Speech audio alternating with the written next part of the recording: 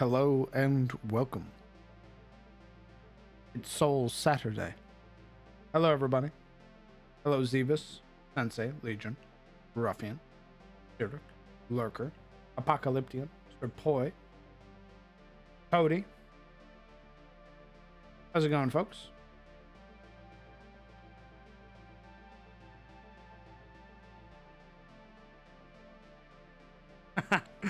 Hello, Arma.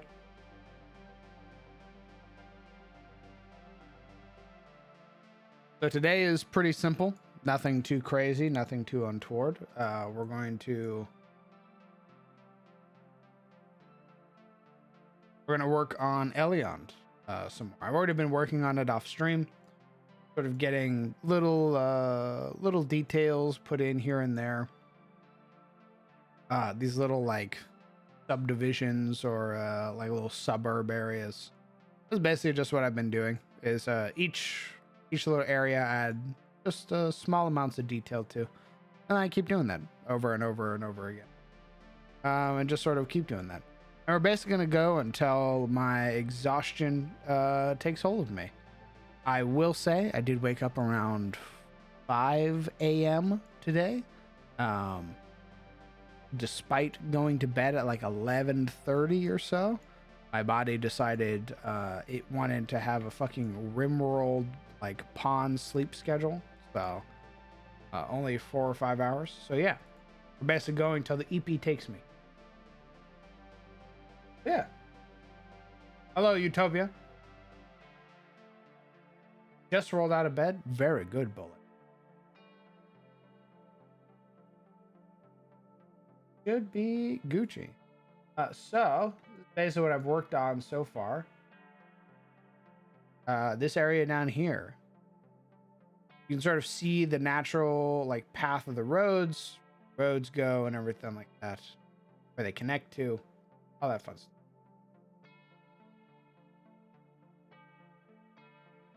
You can see the sort of larger congregations of like areas. Generally, each place has like a small plot behind it, or like a larger plot nearby.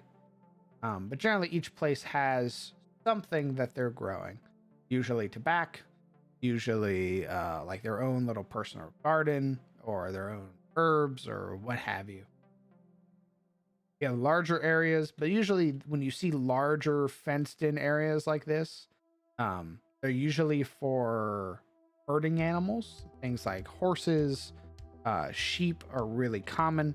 So you're going to see a lot of these big sort of fenced areas, as well as a lot of just natural open areas for creatures to graze. I accidentally burnt down Thunder Tree twice. Jesus Christ.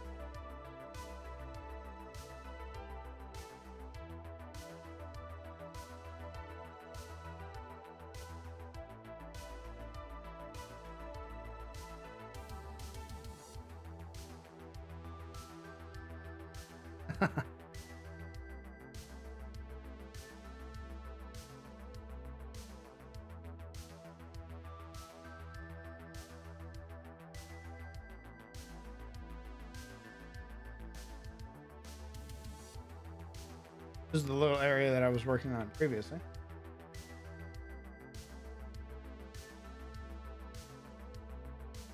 I was attacked by a giant tree. I see.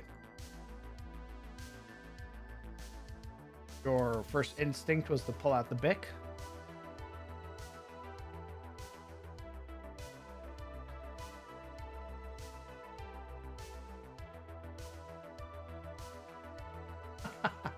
Ah, yes.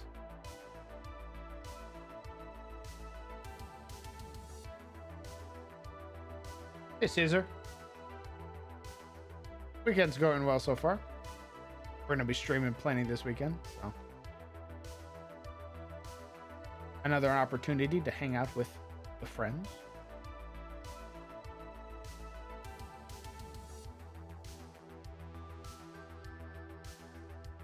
Cows and horses the size of giants. Giants are very large. Not that their cows and their horses wouldn't be large. You do have things like bulls. I can see like a Tarosi bull or like a Tarosi draft horse being pretty big. So it makes sense you would need a lot of land. My hope is that I want to get these little like segmented areas. So like these like almost neighborhood-esque or like suburb-esque. And then have a lot more open land between. So that way it doesn't feel too crowded.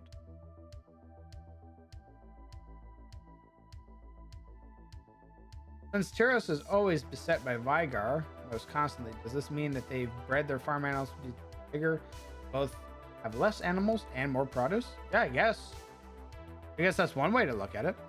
Usually I attribute the size of like creatures in Tyros to just the ecosystem itself. A sort of natural byproduct of just how sort of rough the land is, and as a result, sort of evolution of those creatures has been put to the extreme. So like a yak, for example, is like massive, and then you go to Yatagara and a Yatagari yak is like not nearly as big. Your voice sounds normal, at least. Thank you, brother. I miss my Kratos voice. I still cough a lot, but apparently that's just going to last for a while.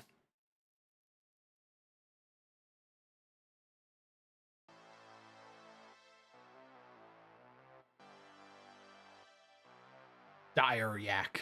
Yeah, effectively. Like if you go to Kareem, you're going to see some big fucking like big woolly yaks.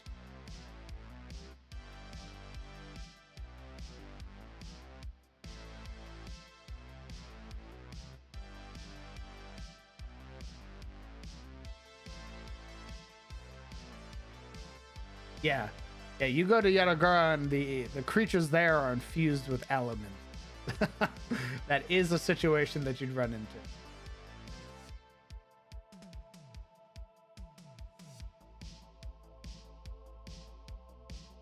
Sounds like you're back to Twitch streaming form.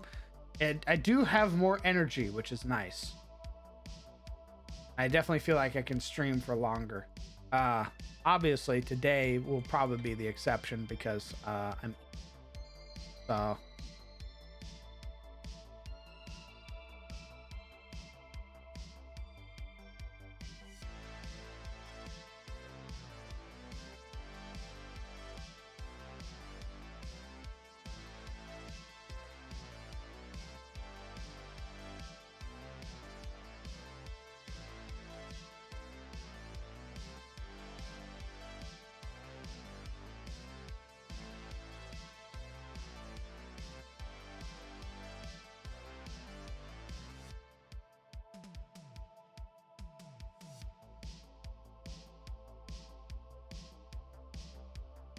what's going on, Hale?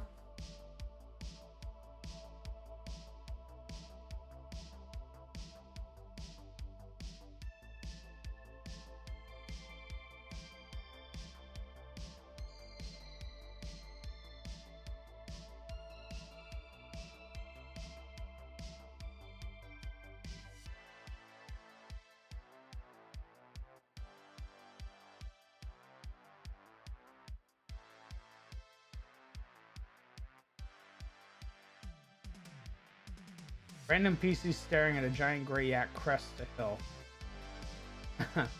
Huh. I didn't have Storm Yak on my counter table. Is your talking guy not work bot? Oh, I was muted in Discord. You sound much better. Thanks.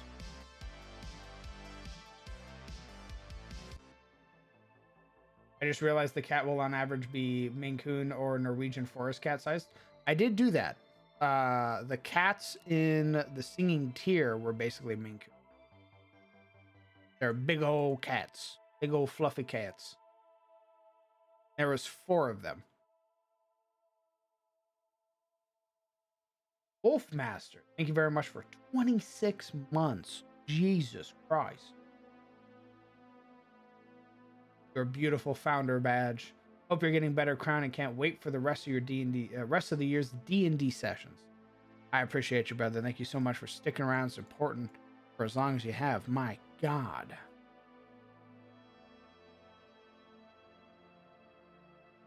Thanks for literally being here since the beginning. God damn.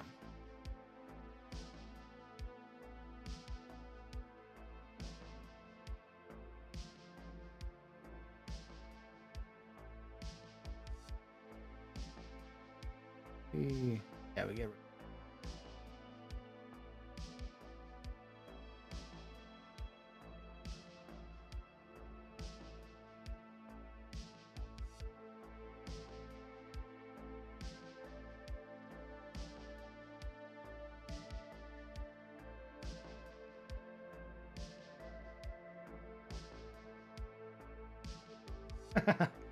yeah, maybe.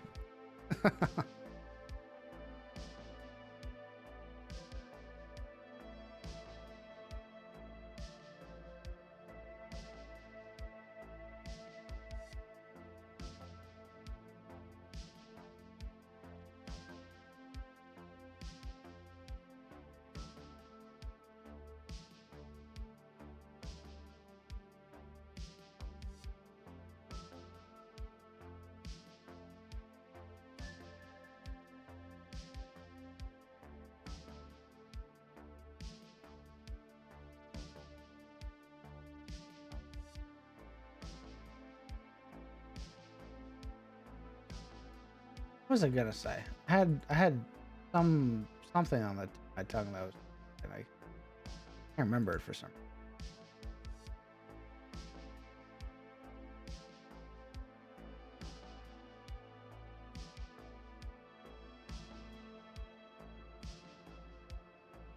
Oh wait, that's 70. A fucking lot. Crown DM. What's up? Hello. Howdy.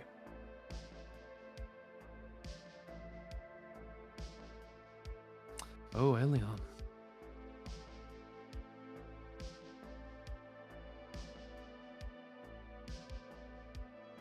There's no way there's 65.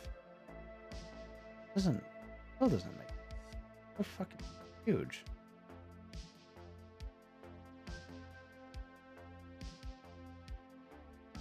I guess actually 65 does make it.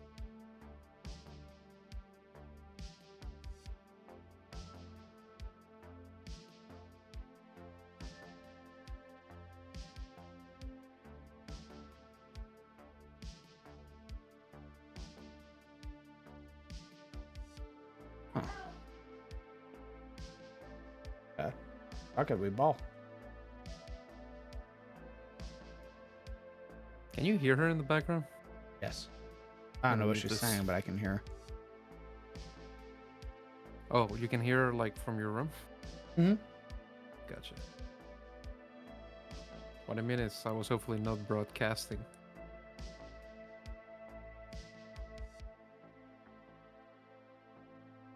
Nature Starlord, thank you very much for 16 months. Jesus Christ.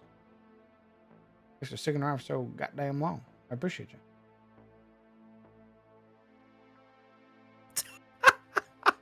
Jesus. Yeah, man.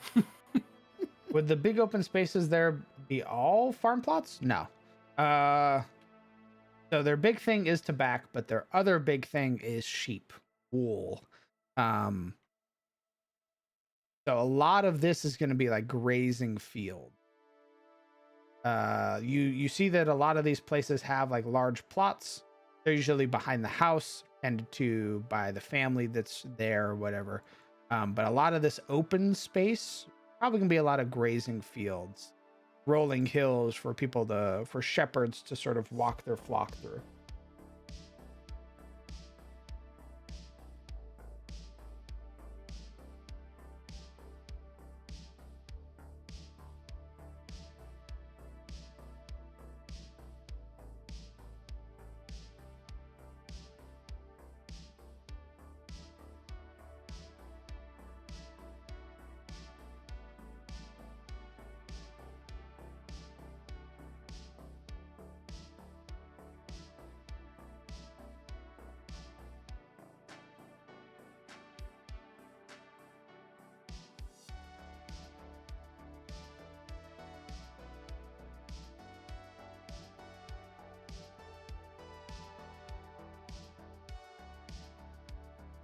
Feroci sheep, the hardiest wool in all of Atos.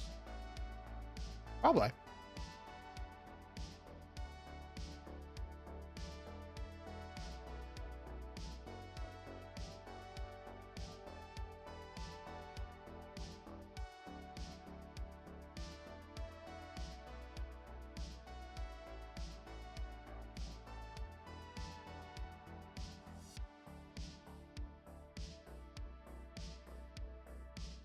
Primary trade goods: pipe weed. Secondary trade good: woolly, woolly cowards. I think they probably do wool more just because tobacco is like a seasonal thing. But probably way more wool and like mutton and things like that is what they're known for. Their tobacco is almost legendary. Like Eliond tobacco is something that's very sought after in a lot of counties. Hey Crown, what's up with the hiatus? It's been such a long time since a game. Ooh. You know, I was gonna make an announcement probably soon discussing that very thing. But I'll let you guys in, I guess, on like a little spoiler. I've talked about it briefly in some of the streams. When it comes to CTF, there probably won't be another game. I think of CTF when I think of running it and everything like that. I get sad, and CTF was very much sort of fucking with my mental health. So out of a want to not burn myself out on running games, and not resent the game anymore, I talked with my players, and we basically came to the conclusion that good to just sort of end it. Obviously, it's not satisfying, right?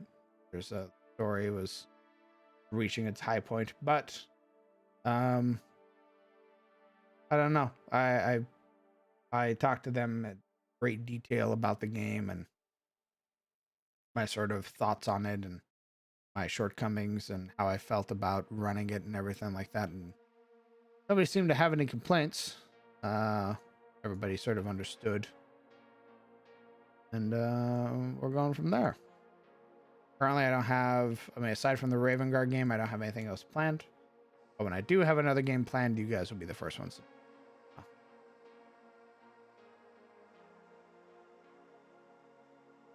I definitely want to keep running games. I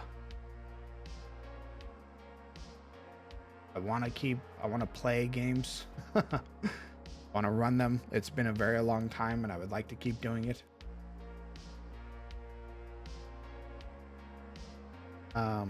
But as of right now, there are no more games.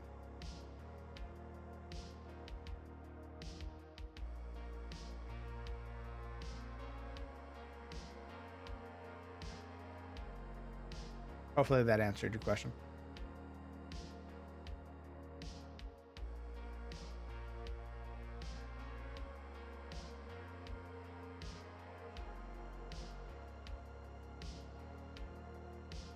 Indeed, Jayhawk. And somebody was asking about the game. Mr. Starlord was, and I was just explaining mental health issues and complications and my feelings of the game and go.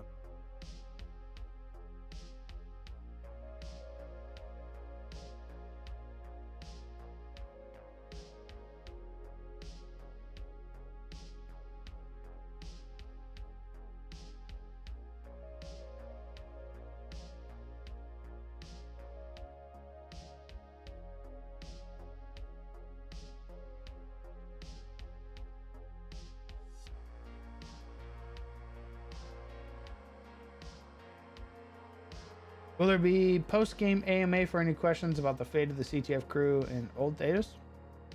Yeah, you can ask away. I don't really have like definitive answers or anything like that. I plan on referencing those CTF characters in New Adis.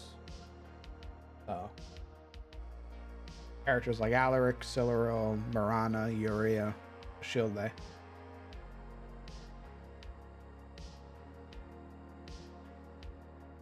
I appreciate it, Jayhawk. The community has been very supportive, very understanding, and of course, I want to run games. I can't very well have the fucking Crown DM name and not actually run games, but I want to. I very much want to run games. I really like CTF, but I'm sure the next game will be just as good. I'm glad you liked it, brother. I just a lot of like negative feelings when I think of CTF. So I hope that lessons learned from that game will help me improve the next set of games. Because in truth, though I may call myself a dungeon master, I've only ran maybe 6 or 7 games in total. And only some of them have had any real longevity. Many of them were like short. So I don't have a lot of experience when it actually comes to running games. But I'm still constantly learning. Every game is a new experience.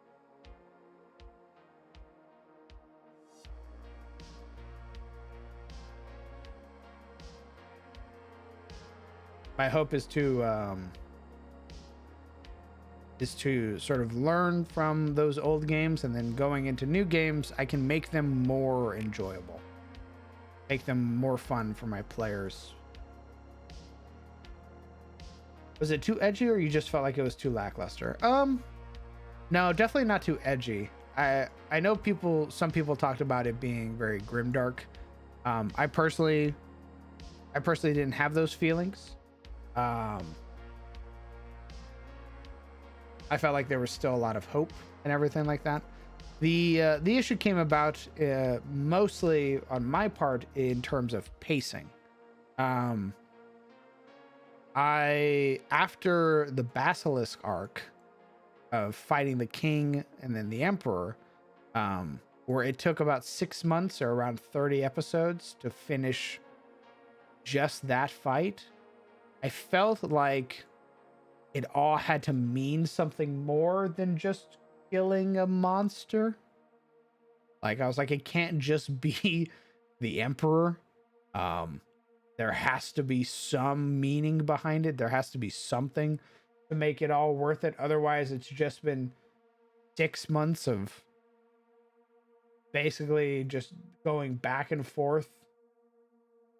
So I tied it to the antagonist of the current story, which is the Mouth of the Iron Duke, Ciliana.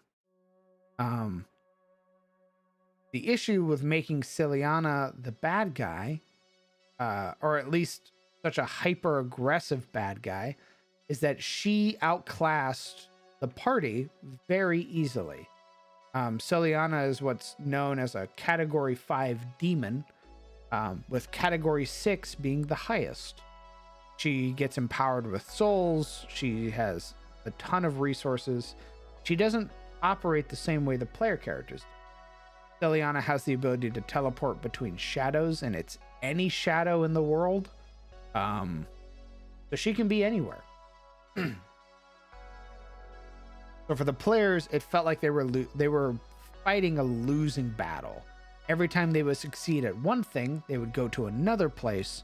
And Ciliana had already been there, sort of weaseling away at the whatever thing was there, thus making it worse for the party. So to the party, it never really felt like they were getting any victories, despite that they were. They just didn't feel like that to them, which brought about a lot of gripes. And those gripes, they weigh on you.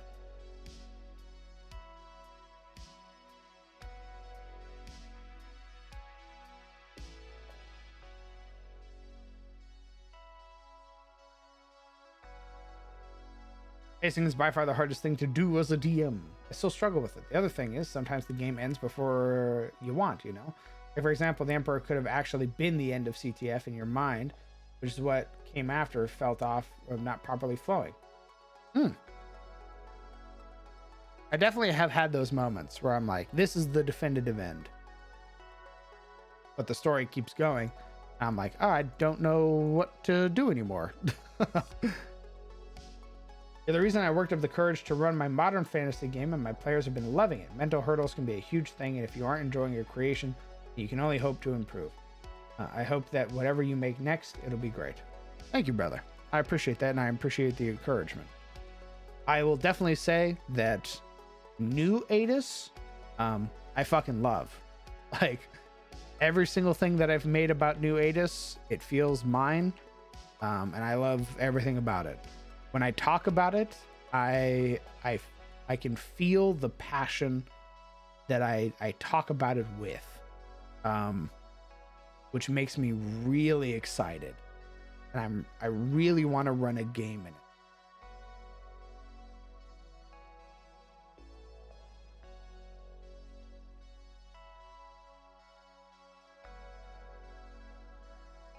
Background, sorry for not catching a stream. Also, it's my birthday. Just wanted to stop by.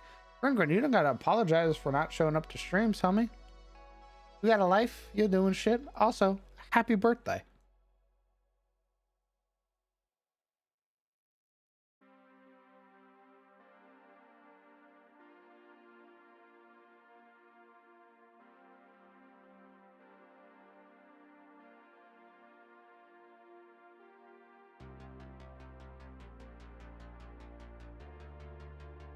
Well, to be fair, they never really looked into encountering Ciliana. The sealing of her would have been their reason to leave Eliond. Yeah. I also had this feeling where, like, if the party did leave Eliond, or that peninsula in particular, there wouldn't have been a reason for them to stick together, which would have been like herding cats. So that was also probably a major factor in why I felt a lot of apprehension about them. I hope all of you are doing well tonight. Doing very well. Working on Eliond right now. I'm still amazed. You guys ran every game for 6 to 7 hours. Most people usually go to 3 to 4. I required major stamina from all of you. Yes, my players were very committed to being able to run 6 to 7 hours every week. It definitely took a lot of stamina. Or set it on fire and restart from scratch. But this is coming from the mouth of a madman who does this. I mean, that's what we did, Bullet. I took the whole world and I set it on fire and started over again. I wiped away the old that I had been working on and immediately went back to the OG concept. And going back to the OG concept, I fucking love it. Holy shit, am I so excited for even just the idea of going back to my OG concept. Like, it made me way more passionate about the world. It feels like it's mine. And just that little bit, just that little feeling of feeling like it's mine is everything. But I love you. I mean, I love your streams. I appreciate it, Gringrin. How's your birthday, by the way? What are you doing today?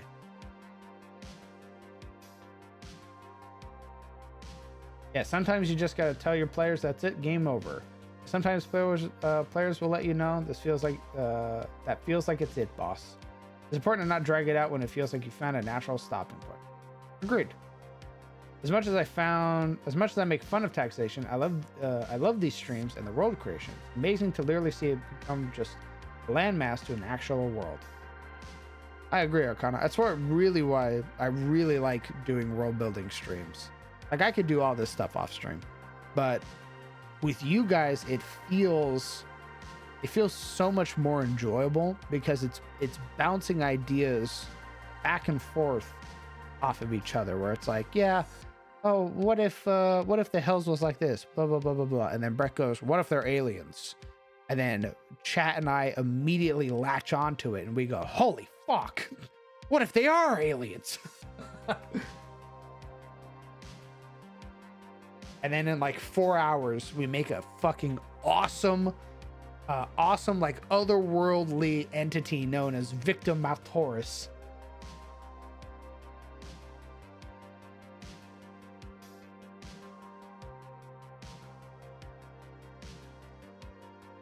Catching up took a lot of stamina too.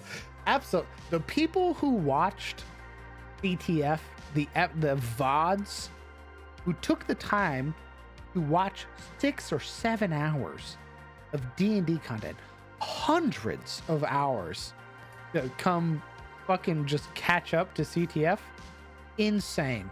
That is crazy, actually. Agreed. That's why I tell people, I'm like, you don't got to do that.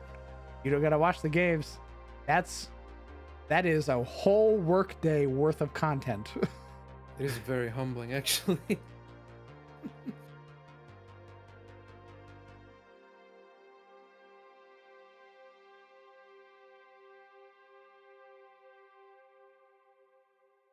Barbecue with my friends and my family after watching Dungeon Meshi and the like. After that, some D&D planning, such as trauma for my character.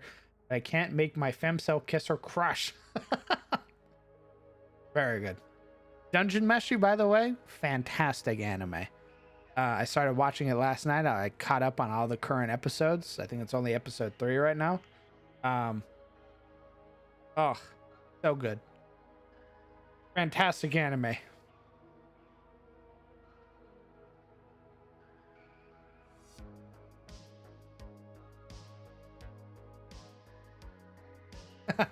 I love all of the characters. I didn't think I was gonna like. I figured I was gonna like at least the elf, the fighter, and the dwarf. I thought I was gonna like those ones, and I thought I was gonna dislike the halfling.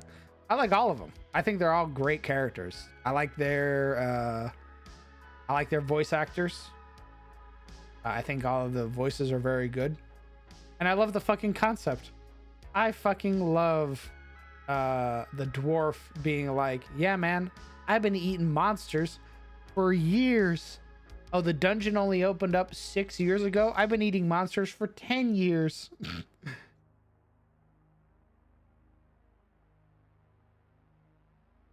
I was not a college student with too much time on my hands, I would have died from VODs.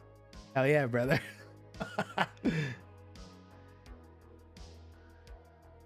Thank you for the compliment, homie. I've rewatched that stuff twice.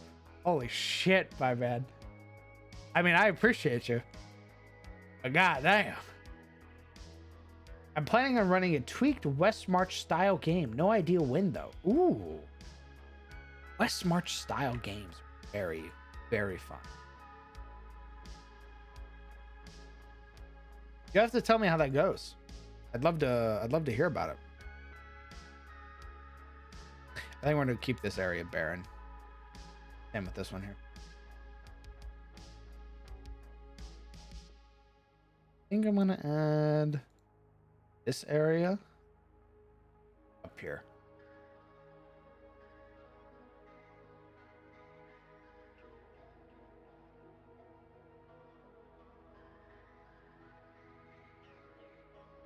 Oh, I watch subbed. I don't watch at least not as like ooh, I don't watch dub. Usually I only watch sub stuff. I think I might watch Free Run again, but watch it dubbed because I heard it's very good. My head out for now. I have to watch. I have to make a tabletop war game based off my world. Ooh, nice. Was it the Kriegspiel? Was the OG war game?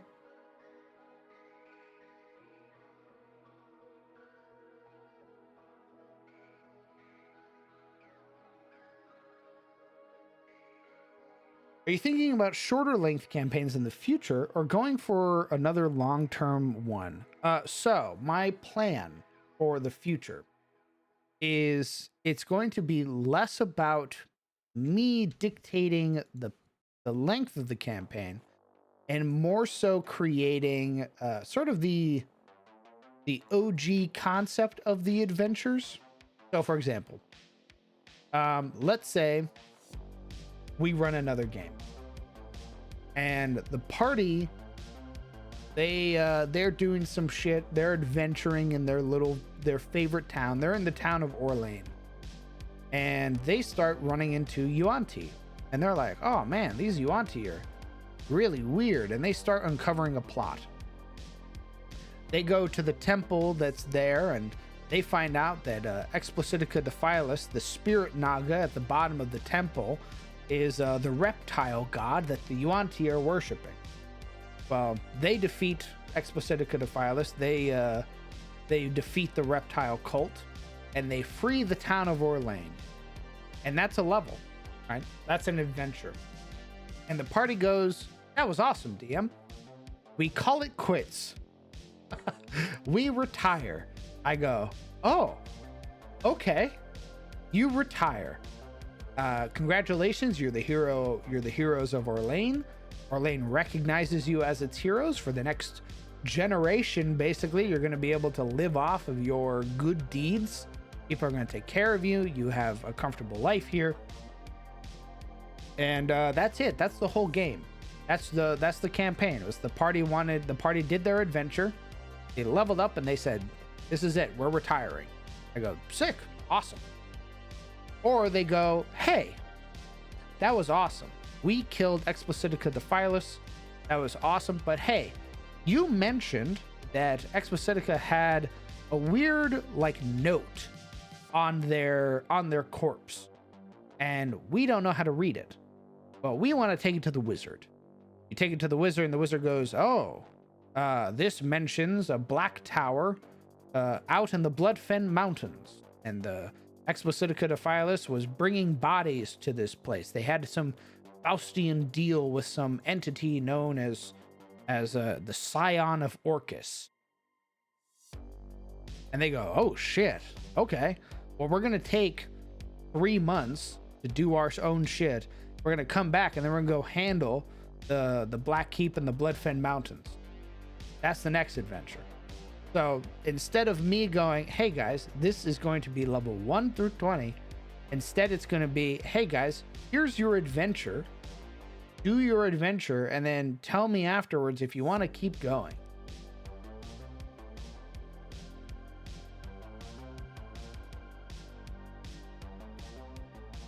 Are the wide open plots shared between multiple families, or are they divided off from one? What do you mean the wide open plots? Which one are the wide open? Oh, like these?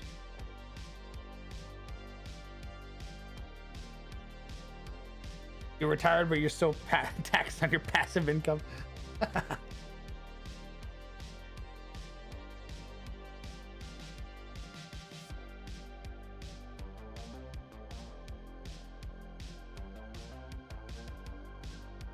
I might now have an idea for a game. Party kills a god, they ascend to godhood. And the party starts at level 1. They have to deal with the dead god's corpse, aka they are small fish having to deal with a whale fall. Oh, interesting.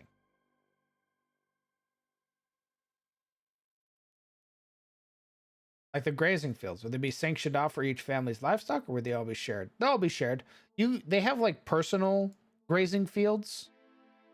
You can see them next to like the larger houses and stuff like that.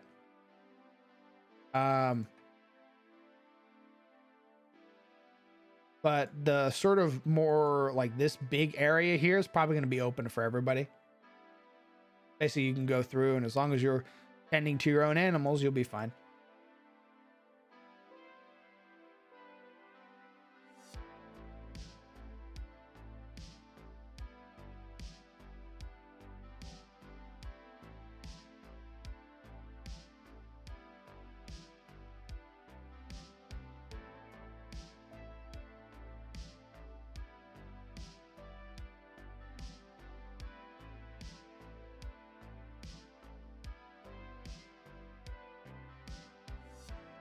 Common land is the term. Oh, there you go.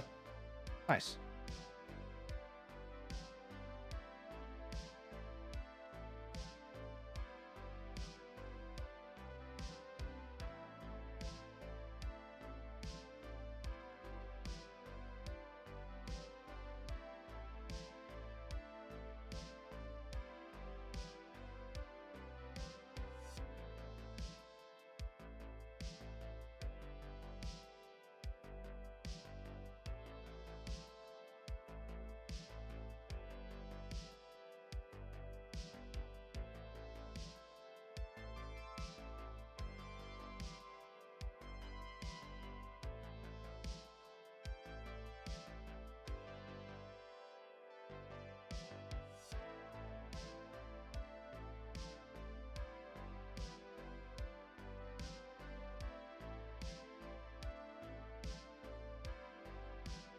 I'm gonna head out and grab some food. Night, y'all, if I'm not back.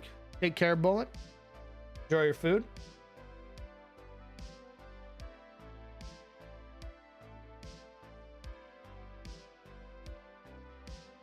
Do we know the cast of the game you mentioned? Well, the only one I have is the Raven Guard game. And it's most of the people who played in CTF. Obviously, you have people like Somersault, Rozzy, who played in SOE or DOA, if you're familiar with that game. You have Zebus, who's one of my mods who'll be playing. Everybody else, you would recognize them from CTF.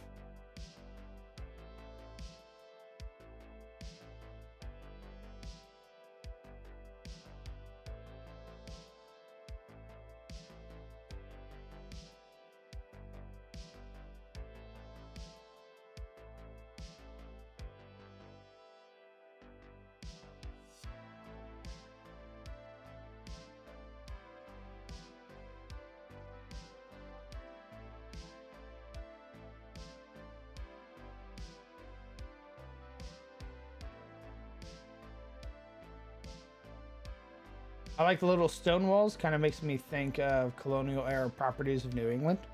Nice. I don't know where I got the idea from. I just really like the way it sort of gives shapes to like the road and sort of properties and everything like that. I'm sure I stole it from something.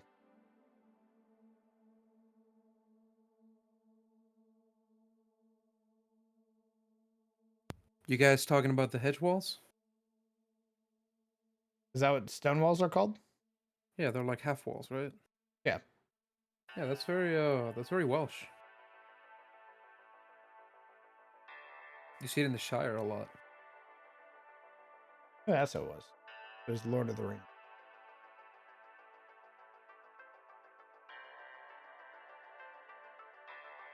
He makes a barbarian. DM, why does he rage? He only rages when he sees the taxman.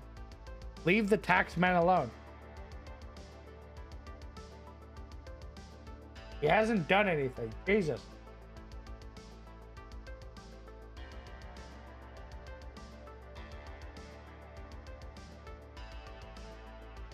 Are there MCDM talents in ADIS?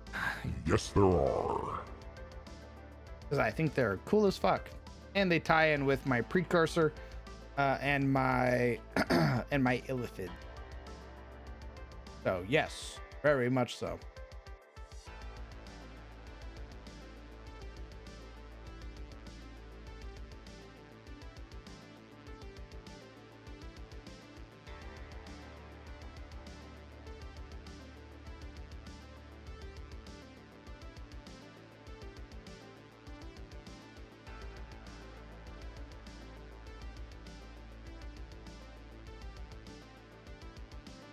Character discovers he's a barbarian because the taxman rolls up. Leave the taxman alone. I would like 60% of your wealth. Puts an axe through his fucking head. Jesus Christ, leave him alone. Well, here's half my wealth, asshole. This axe is all I own, and the clothes on my back. Have it. He has done nothing to you. The Oath of Ancients paladin sweating as he tries not to murder the taxman in cold blood. I mean, the Ancients battle is probably fine. That's unnatural. Taxation, unnatural. Oh, stinkies. He killing Tax- your Yalderman. Also, hello. He walks into town with a fucking cowbell hanging from his neck so everybody can hear him. Also, hi, Sizzle. What the hell's going on in here? Ding, ding, ding, ding. You'd be killing your Yalderman. Your Yalderman's the one who's collecting your taxes, asshole. Oh, your majesty. Exactly. Ridiculous. Can't help. I give him my I-9.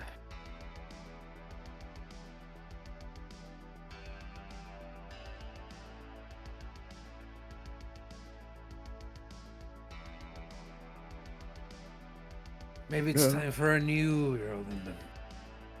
He's gonna tax you too. Damn. What? A new Yalderman is also gonna tax you. Yeah, but lower I'd like to taxes. make my next character is going to be a paladin of the crown. He was an ex-alderman. He's called the Taxman. Because he always paid his taxes, or because he Because collected? he was the collector. Oh, on behalf of himself. That's no, Wait, isn't that a bandit? no. He's an oath of the crown. And his devotion is Himself. expressed by collecting taxes. I see. And the bandits roll up and they try to rob him, and he's like, "Very well, I've been waiting for this." As he rips Pays off them? the sackcloth to reveal chainmail and then divine smite their ass. Oh, I see. Who handles the Raven Guard taxes, Dager or Conrad? Pretty sure it would be Dager. I give this duty to Conrad. He's our quartermaster, right? Mm-hmm. I mean, what's his int? You know, it's probably higher than mine. He could do the taxes. Leave the tax man alone. Oh my god. Robert Hartley, thank you very much for the raid. My god. Wait. Incredibly kind of you. Thank you for trusting me Raiders. with your community. Pleasure to see you again. You've caught me in the middle of remaking one of my starter towns. And I'm using a map program called Incarnate. And we're talking about taxation in my setting and how nobody can comprehend the idea of a good tax man. Sorry, we're complaining about taxation. It just sounds like an oxymoron when you say good tax man. You know, it just doesn't compute. Yeah, it is unnatural. Mhm. Thank you, Mods, for a shout out. Looks awesome. Thank you. Hopefully you guys had a good stream.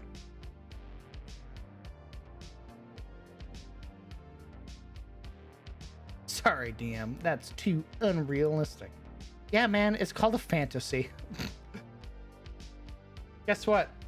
Taxes in this setting get used for actual good things, and you know what your money's being used for. Infrastructure. The roads that you use to travel from here to the seat of the county, all paid for by taxes. Yeah, but what if I want to keep my money and I don't go out? What do you mean you don't go out? I don't go out. I Just stay don't home. leave the house. You just stay home? Yeah. Yeah? You grow, or you never go anywhere. He just door dashes. Are you shaming me for staying home? What the fuck? Caressian Taxman back. Caressian Taxman is the sheriff of Nottingham. He's gonna come in and rip all the money out of your hand. You know, every day I get on this stream and I say hello. Every day, Carousel just seems to get worse. What do you want from me? All of the joy that is put into like Tyros is directly drained through an IV from Carousel. Well, yeah, it's meant to make Tyros look I'm gonna better. roll up on Summer Hall and it's just gonna be like all the orchids are dead. Summer Hall is in Tyros now, bro. You're right. They pulled it out of Carousel. Yep. He was like, ooh, but I like Summer Hall. And he went, you pulled it out. Like it's a Yep. sit. in Yeah, we're gonna Tyros. go where Summer Bro. Hall was on like on the map, and it's gonna be like a prison settlement instead. It just left, you know, it didn't want to It's be gonna there be anymore. like Georgia during its founding. Cool.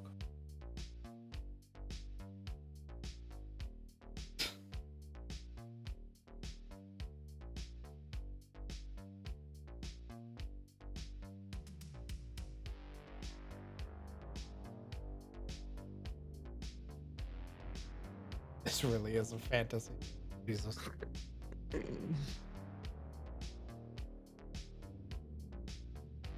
Yeah, so it's just Australia? No.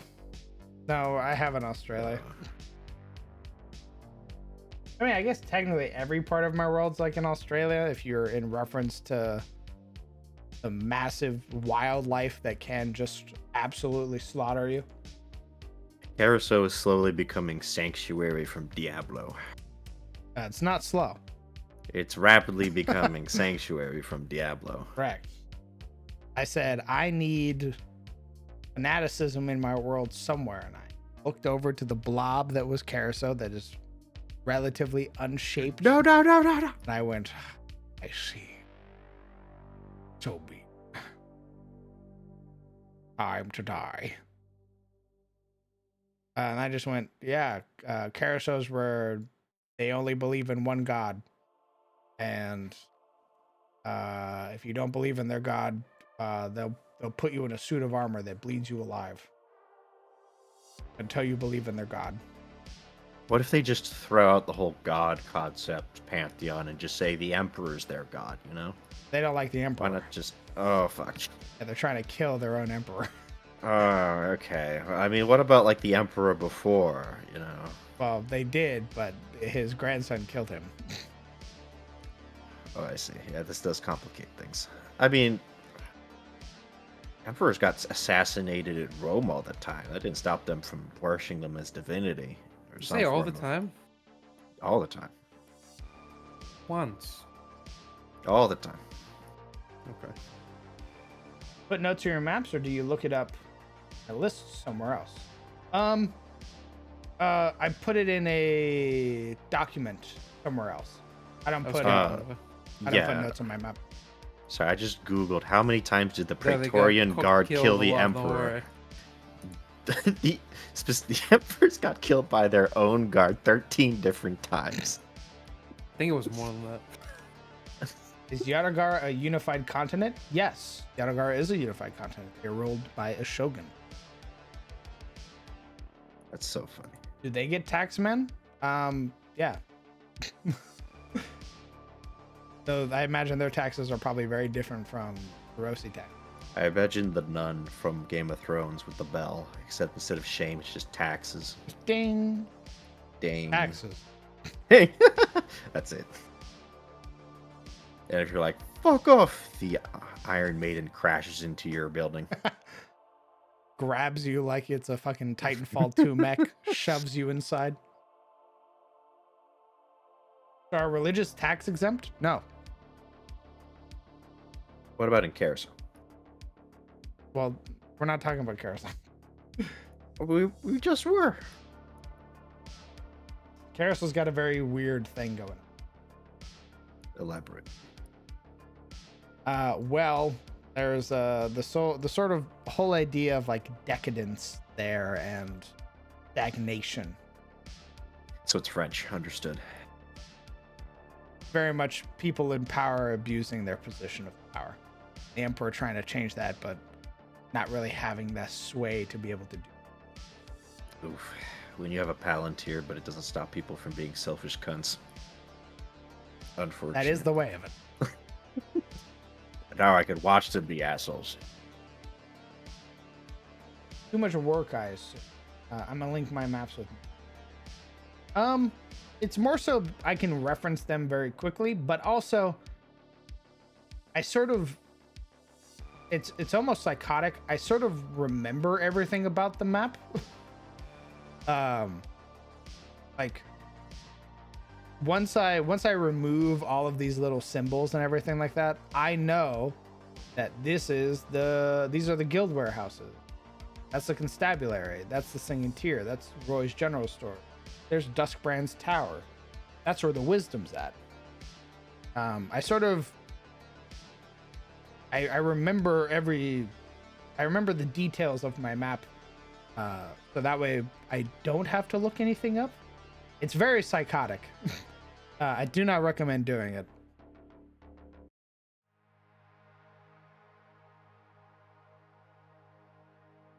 In Yadagar, you can challenge your taxman to a duel, and if you win, you pay nothing. No. No, I think the show You become the taxman. pissed. The Shogun picks up the taxman's hat and puts it on you. It's funny because him and I were talking about this recently. Like, what happens if in Tyros you kill the guy who did the thing because you think you could do it better? Yeah, Tyros has a very interesting sort of situation to it, where like, let's say you're a kid in Eliond. You want to challenge Gerald because you're like, I could be a better Yalderman. Die. You beat him, Oh and my god. the other Yaldermen go, okay, we don't care. The wisdom of your town is now your Yalder woman. So Good job, idiot. You go, what? You But wanna I be beat him. And Alderman? they go, we don't care. You're a nobody. You don't have any merits. You're not a knight. You have no accolades. You have nothing that makes you worthy of that position. You're just a selfish asshole. You want to be Alderman, you got to beat all of us up. And then you go, well, I'm going to challenge the Dracus. Nice. And if you're a nobody, the Dracus is going to be like, no. Why would I even remotely encourage this? Absolutely. You're a nobody. No. Go home. I have 17 towns in my county. That's 17 Yaldermen. And you're a nobody. No. Now, if you come in and you're like, hey, I have half of your county at my back supporting me, I want to challenge you to become the next Dracus. Generally, you want to go get approval from your High Lord before you do some shit like that, because if you go in and you defeat the Dracus and you take over, and the other remaining Yaldermen go, Nuh-uh. you're going to destabilize that county and create way more problems than good. Yeah, but I'm young and rash and impotent And and powerful. greedy for more power. I just want the adults to listen to me. Die. Oh, Oh, okay. there's the realism. I don't get a pass. Damn.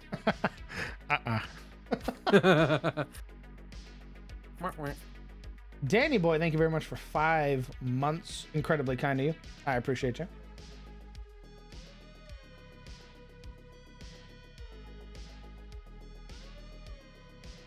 God, a D&D campaign with actual taxes on gold income for the party would be awesome. I mean, you might see that. Wayfarers are expected to pay taxes because you are still within a county. So you're expected to pay taxes to your Dracus. You're out, quote, on an adventure every time the Yalderman rolls up. Ooh, try next week. Sorry, went hunting goblins. You can pay your taxes, by the way, with like magic items.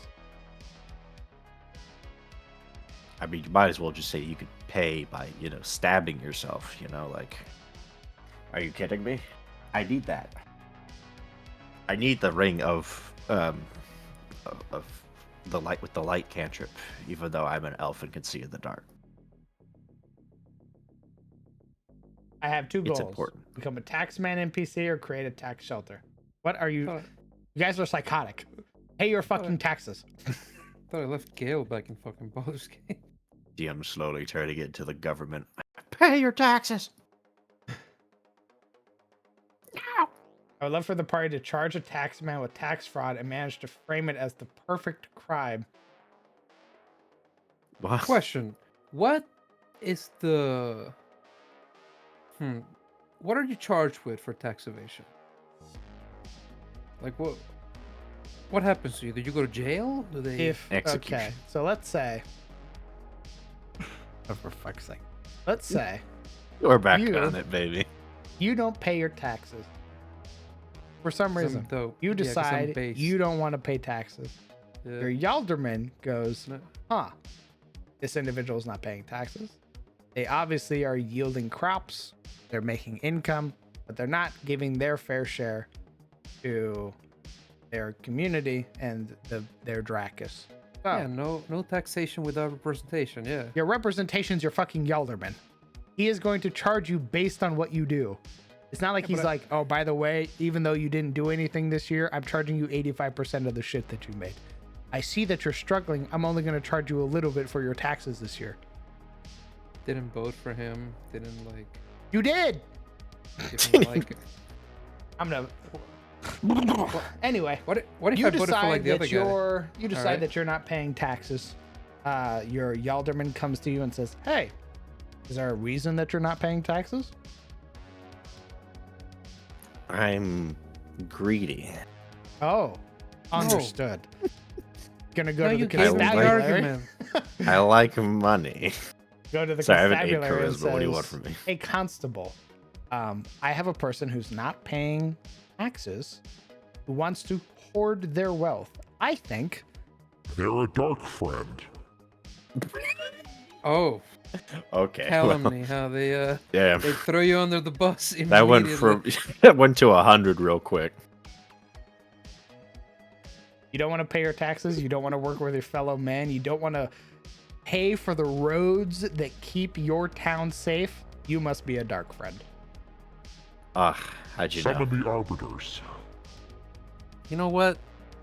Fuck this nobility shit. Isn't there like a, I don't know, a medium, but like a middle ground where the constable just puts you in jail rather than, the Inquisition? We need a revolution. The I IRS feel. immediately comes to your door with a hammer. Out with the nubs, in I'm with here the for your jobs. kneecaps. For every pound of gold you owe, I take a bone. The magisterium is going to work with the constabulary to figure out how much you owe. And then be like, okay, are you going to pay it? This is the amount that you owe. And if you say, no, you're going to be like, okay, Smile. we're sending you to Haynes Keep. What the fuck? Dude, imagine you're like a peasant who owns nothing. And then If you- some fucker comes up and he takes half of that. Nothing. Your taxes are basically non-existent. Okay, you're a farmer. And you grow some crops. You have 2 pigs. Maybe you got 1 goat. Yeah, man. Non-existent. It's based on your Yalderman. Your Yalderman comes in and says, I see you've been struggling this season. I see your crops haven't been growing. I see that you're literally eating dirt. I'm not going to charge you. Your neighbor will take care of you. I'll take care of you. The community will take care of you until you're back on your feet, until your farm and your land starts yielding something. So only middle class pays taxes?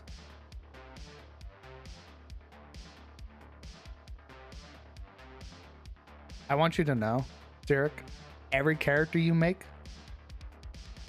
I'm gonna upcharge you.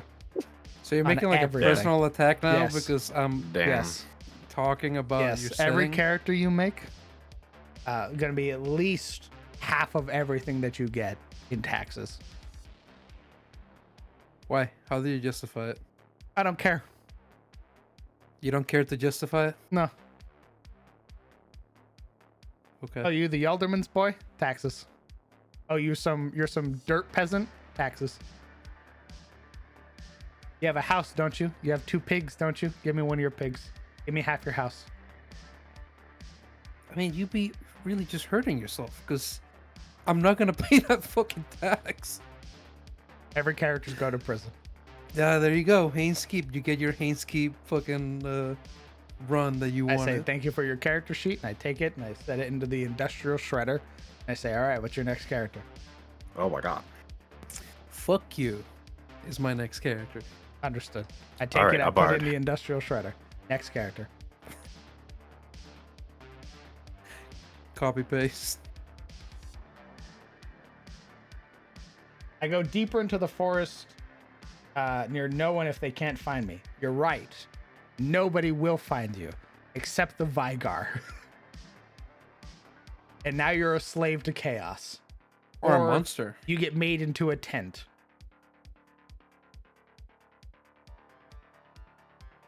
Giant fucking spider. Does the Yalderman, the Dracus, pay taxes too? Yes. They take your taxes, they take their money, they put it in the taxes, and then they spend it on fixing their county. They don't send a piece of it up the ladder? Wait. If they're fixing roads, why the fuck do they need my pig? Why do they need Betsy? Well, that's to feed their troops. They're fucking workers.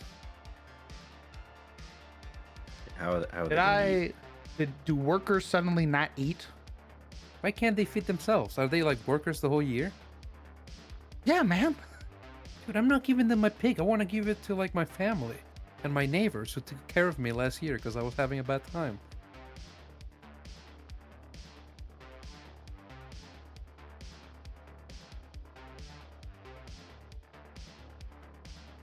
I want to have like a chapter where like a very nice taxpayer, sorry, not taxpayer, fuck, what are they called?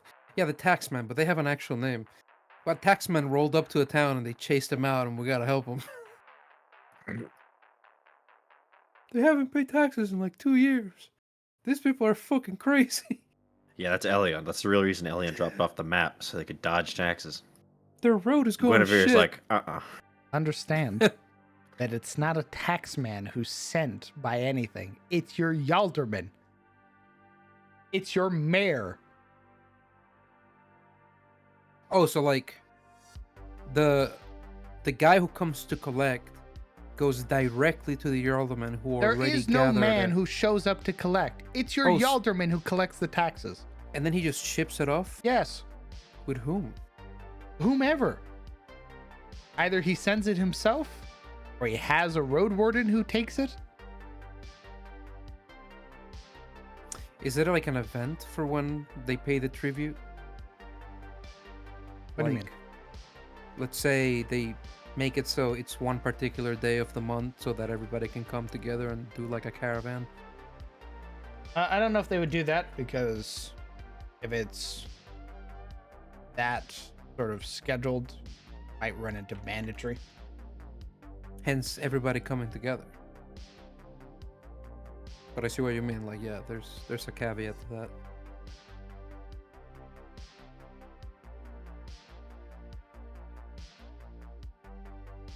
Like, oh, it's tax day. All of the towns connected to the road, they're like, all right, let's meet up at this waypoint. And then push the train up to Rosewood or wherever. And deliver our money to the Drakis. Or our food or what have you. Basically, a community fund for people in trouble. Well, the town already has that. Each town has silos, and it's a big thing is them setting aside food for when winter comes. Winter happens. The food is taken from the silos and distributed to the whole town. The alderman oversees the food being handed out to make sure that everybody gets enough for their family. There are things like wellness checks during the winter to make sure that you didn't freeze to death in your home. They'll send, like the militia over to chop wood for you, or if you're old and infirmed and can't take care of yourself, they'll send people over to help take care of you. There's a big emphasis put on community. Is the war on the onset of winter again? Or are we way You're in a off? long fall right now. Oh, so winter can be anytime. Yes. Currently, the wisdoms have said that this fall is going to last for 8 years. And how many years have they been? Currently, this is the 3rd year of fall. Oh, okay.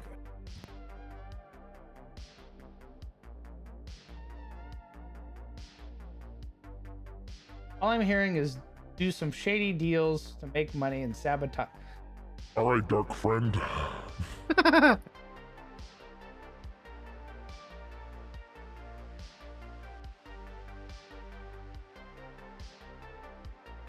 my dark urge tax evasion run. The arbiter shows up and goes, all right, something's obviously wrong with you. So we're going to figure out what's wrong with you. Oh, you're just greedy. I see. Well, you're not contributing to society, so bye-bye. What do you mean bye bye? Bye-bye. What do you mean by that? All the headsmen. What? Oh, Huh? Oh. Yeah, putting you in Haynes Keep would be a waste of resources because you don't care about your fellow man. So What about all that, like, trying to respect? That's right. You don't respect your fellow man. No, Therefore, what about respect like is paid towards you. recuperation, rehabilitation? sizzle, everyone works. No one quits. What about the whole rehabilitation thing? You're Can just you gonna be go straight to. rehabilitated? I mean, Can you be? can Can you be bandits be made? rehabilitated who've robbed people? Yeah. I feel like I'm getting the short end of a stick here. Like, I'm just not paying you. You're telling me the guy who's actively taking from others has a greater chance than me, who just wants to keep the money that I've earned. Yes. All right. Yeah, because they Understood. have nothing, you know. They You know have what? really nothing. Teammate was right. Fuck you guys. No, dude, I'm on your Definitely a dark side. friend. What? No, definitely a dark friend. Kill that guy. Chromatic lover, time to die. I mean, with this treatment, yeah, you know what? Maybe I am. You know who doesn't tax you? Tiamat. She definitely taxes True. you. She takes everything you know? have. You know you're dark friend. Yeah, You're but the maybe dark she'll friend. step on me, you know. Funk. Oh.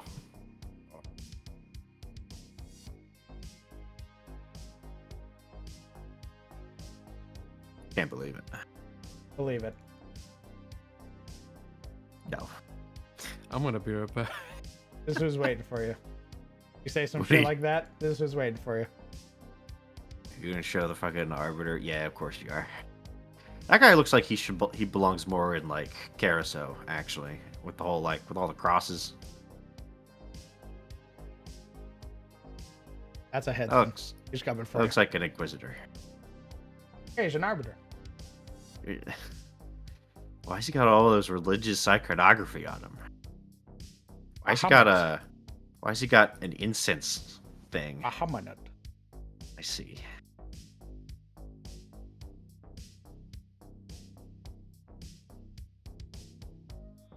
Why's he got a skull on his head? Well, Is that also- headsmen are. It's sort of like it's taking another person's life has a lot of like implications in Tyros. So being an arbiter, even being a headsman, which would be you're part of the royal arbiters, you're sanctioned by the High King. There's still some level of shame that comes with taking a person's life like that. Dark friend or no, you're still Tyrosi. So many of them obscure their faces. It's easier to be afraid of somebody who's adorned in like a skull motif than it is to like see a guy's face.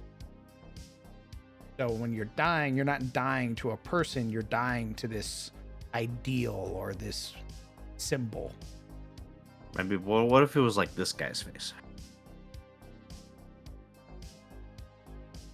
And he gives you this look when you say you didn't pay your taxes. He lifts up his mask. Real Yeah, shit. bud. I love the energy that comes from this image. See, this is how it's going to work. You're an adventurer. You complete a quest for 300 gold. Insane amount of money. I Whoa. take the bounty, make a few adjustments, send it to your hometown with a few gold of your tax. Meanwhile, you keep 95% of it in my bank, earning 8% interest off the loan I give you. Nice. Jesus Christ.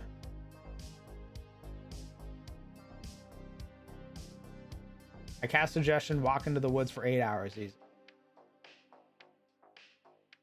That's fucked up. Everybody pays tax. There is no such thing as being tax exempt in Tyros. What if I'm elderly and I can't work? What do you mean you can't work?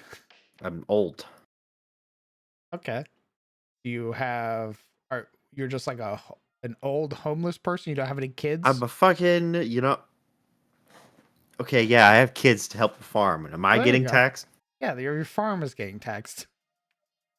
What if I'm fucking like war veteran and I lost my leg? Are your children okay? Are they still working the farm? I didn't have children. You didn't have children. You're a homeless war I veteran. went to war young. And yeah, you say that like that's like somehow like a surprising thing. Like this is unheard of. In Tyros, a little. What? What? All right. What if I was like, say, I'm a young man, right? Mhm. I become a soldier, because I'm young and I'm disposable. And I go to battle after some basic training, and like Mhm. my first battle, against the Dark Friends or whatever, I lose my leg. Terrible tragedy, but it happens. I'm too young to have married, or at the best, I have like a fiance, but no kids. Okay. Do you have any skills outside of combat? Or would you Yes. be willing to learn skills outside of combat? I had skills. I was a farmer, but I have no leg now. Okay. Can you read? No, I'm a farmer. Okay. And this is probably what's going to happen to you. You're going to come back home in service to your local lord who All right. sent you off to fight the Vigar. Your Yalderman is probably going to give you a plot of land of which you will have a home for your service, right? Having lost your limbs. You will probably be given a pension of some sort by your liege lord for your service and having lost your ability to take care of yourself.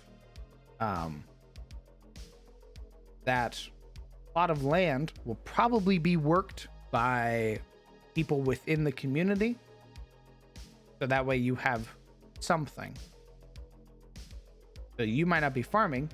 You might be a Reynold type who is missing their arm, for example, but has farmhands that come and tend to his fields. The farm that's basically given to you is what's being taxed. I see.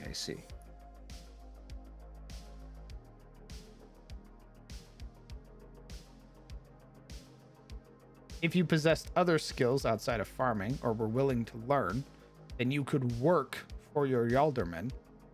Like, let's say you knew how to read.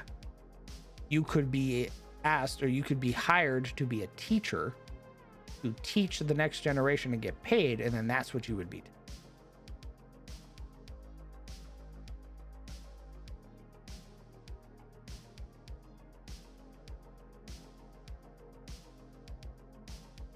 Hey, yo, look at that time. Look at the time.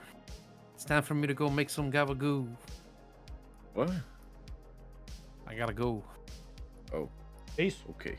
Yeah, you guys take care. I hope the world building goes great. And hopefully, next time I'm around, Chad has finally talked you out of taxation. God bless. Shut up. God bless the United Counties of Hoxley Tyros. Red, thank you very much for 5 gifted subs. I appreciate you, brother. Very kind of you. If you got a gifted sub, be sure to say thank you. I have a tip for the amount of work and especially thought you put into this. I appreciate you. Like I said, this new version of Atis is my OG concept, and being able to put so much thought and energy into it has made me really fall in love with it. Which I hope is very apparent in the way that I talk about it. Are soldiers who lose their limbs entitled to a prosthetic after their service to their lord? I don't know if prosthetics are like a widespread thing in Tyros. Because people like Reynold didn't have a prosthetic. He had a magical one, but that came from Blackstar. Yeah, what if I'm a asshole sailor? Do I get the peg leg? I don't know. I think it'll depend on the Fanghold, really. I get the big stick.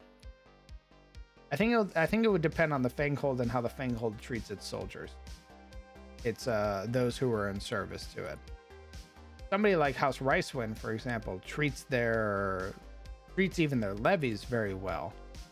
So I could see you being taken care of if you were to get mortally injured to the point of losing limbs fighting the Vigar in House Ricewind's.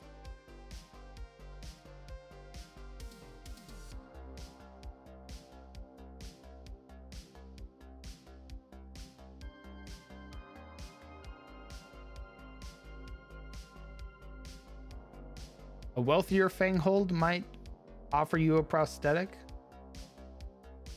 magical or otherwise.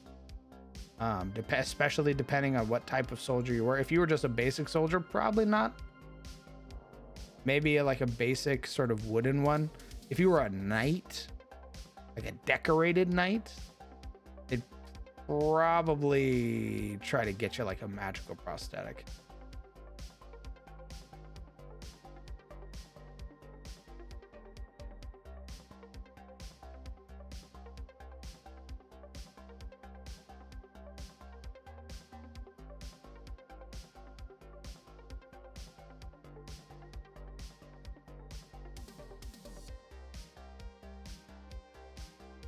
Hello, Sumner.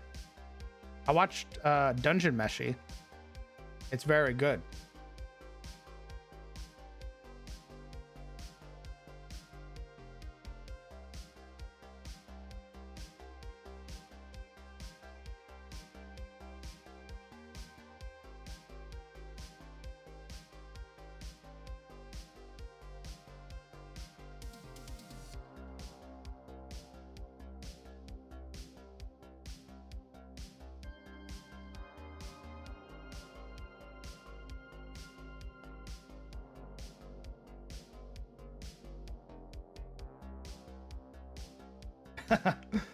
Wolfmaster, thank you very much for the gifted sub to Sumner.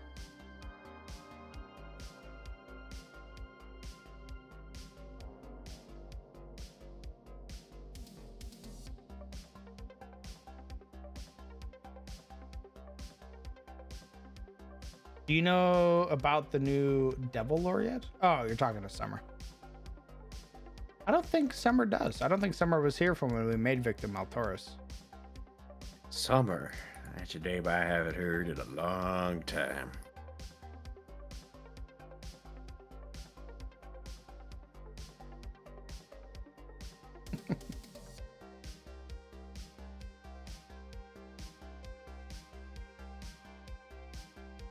Summer, you might be a space alien. It's not might, you are. I steep on my fingers. You might be a space invader.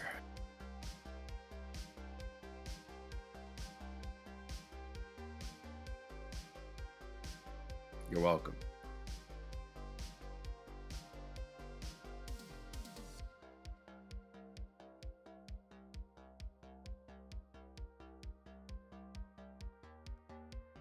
You might be that one Roman centurion who married their Gaul GF.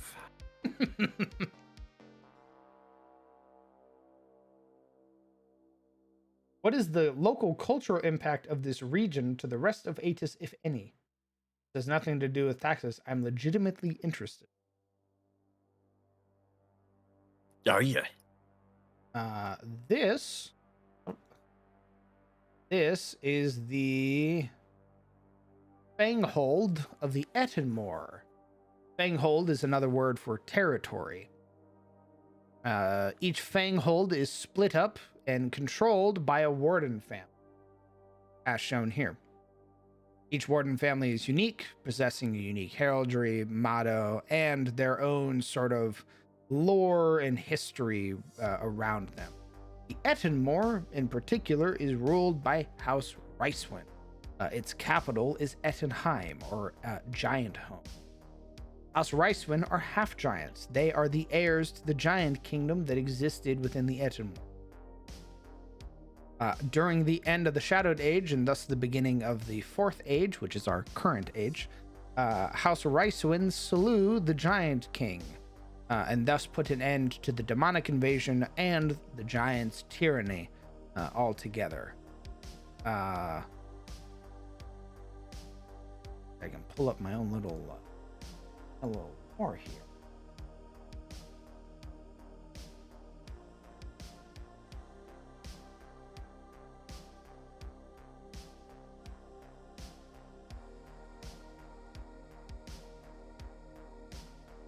House Ricewind, the giant's heir.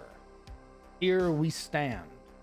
Children of the mighty giants within Tyros, House Ricewind cast off their forefathers and sided with the warden families of the realm, choosing to defend the land instead of hiding within their mountain and cloud holds.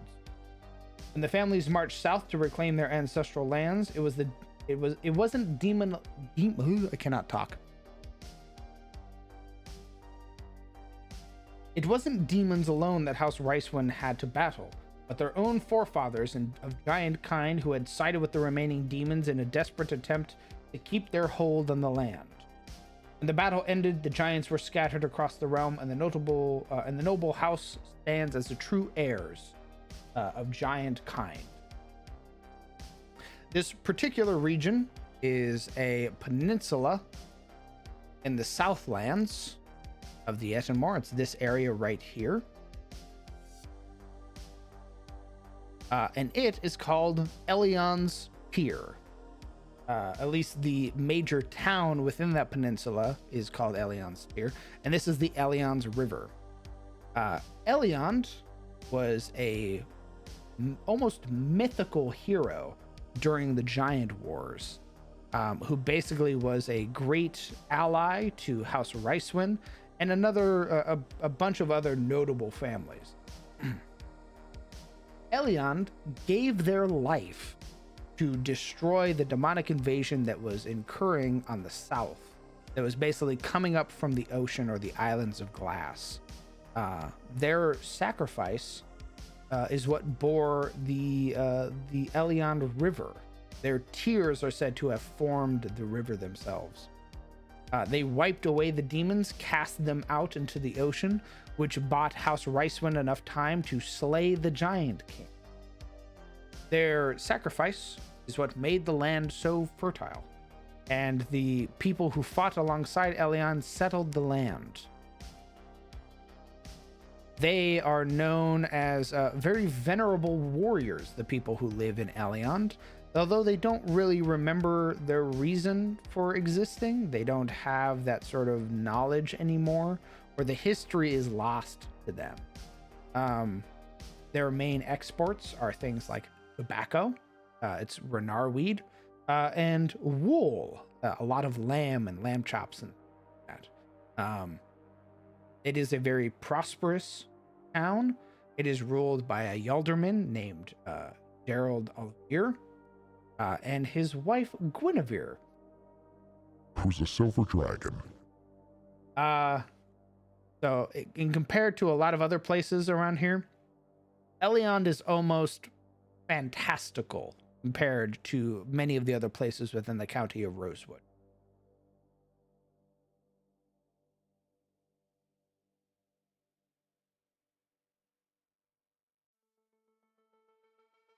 Was Eliond a giant that joined the half giants? Nobody remembers what Eliond was.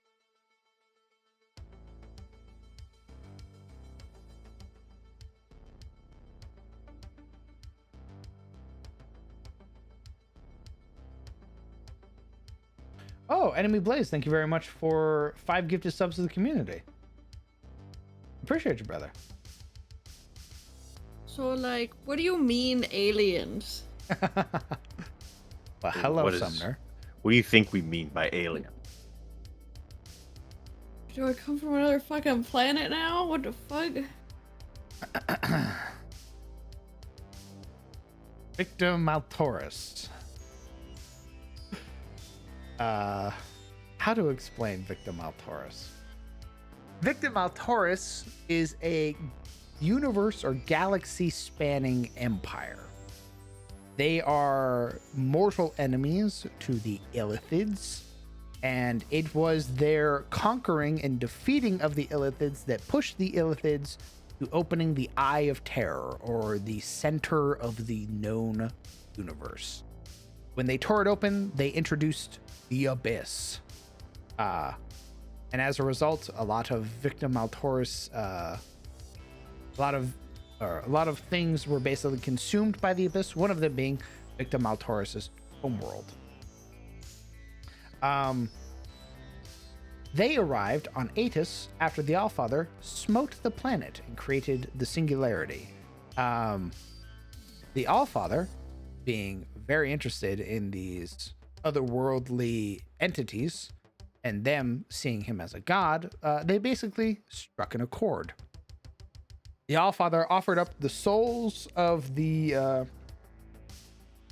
those who would basically wrong society, who strayed from the ideas of creation, and in turn, Victor Maltoris would slay the Abyss. Victor Maltoris has, let's see, 1, 2, 3, 4, 5, 6, 7, 8, 9 planet ships that house their sort of remaining people. Victor Maltoris was previously a massive empire, is now reduced to 9 planet ships. You have Helia, the Bloody Domina, who is the admiral of the Wrath of the Repentant. That is where you get the greatest Hellwalkers and Ill-Riggers to fight the Abyss. You get, the next is Lenarin, the Ferris Dominus, who is the admiral of the Anvil of Atonement, and they are logistics and creating items for the Empire. You have Remkill, the Avarice Dominus, the Unending Tithes. They collect taxes to repair ships and ensure that each admiral gives their proper split. You have Anaria, the Adjudicator Domina, the Admiral of the Unflinching Conviction. They are your JAG, overseas contracts, as well as creates laws for the fleet and overseas order. You have Dumarian, the Hemophant Dominus, Admiral of the Blood of the Sullied. They are medical field medics and those who tend to the wounds of others, usually through blood magic. You have Malvora, the Warder Dominus, Admiral of Truth and Reconciliation. They are the prison ship for devils and ill-riggers who break their contracts. You have Azalea, the Reclaimer Domina, Admiral of the Enduring Conviction. They are your Mechanicus. They find lost relics, old tech, and new tech to repurpose souls who can no longer fight. You have Daelus, the Magica Dominus. They are the Admiral of the Twilight of the Unseen. They are your R&D for the Current, or the Primeval Current, and teaching the Imperium how to channel / use it for their own gain. And then you have the Father of the Fleet, who is the Admiral of the Fleet Admiral of the Shadow of Intent. They have complete authority over all other admirals, and they are the one who made the deal with the Allfather. Oh. Ranks of Maltoris include Legionarius, Duplicarius, Optio, Centurio, Tribunus, and Legatus. Those are your sort of wartime or enlisted ranks. Generally, by the time you reach Legatus, you will eventually have made your way into the bureaucracy of Victor Maltoris, and generally start working in those more like law or order oriented sectors.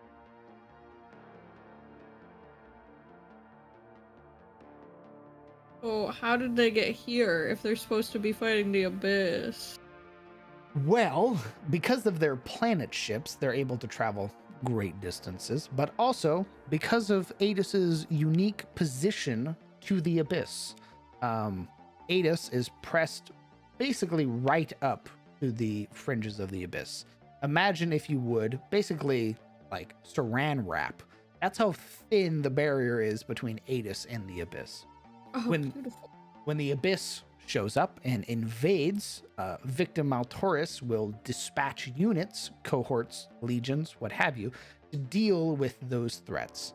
Their intent is to use the rifts, portals, whatever means the Abyss used to get here, as a means for them to invade the Abyss. They are ultimately looking for their home planet. They possess the knowledge to pull planets from the Abyss and restore it to its natural order. Oh. So, how do like different types of devils fit into that? Well, devils themselves are sort of almost think of it more like the Covenant from Halo.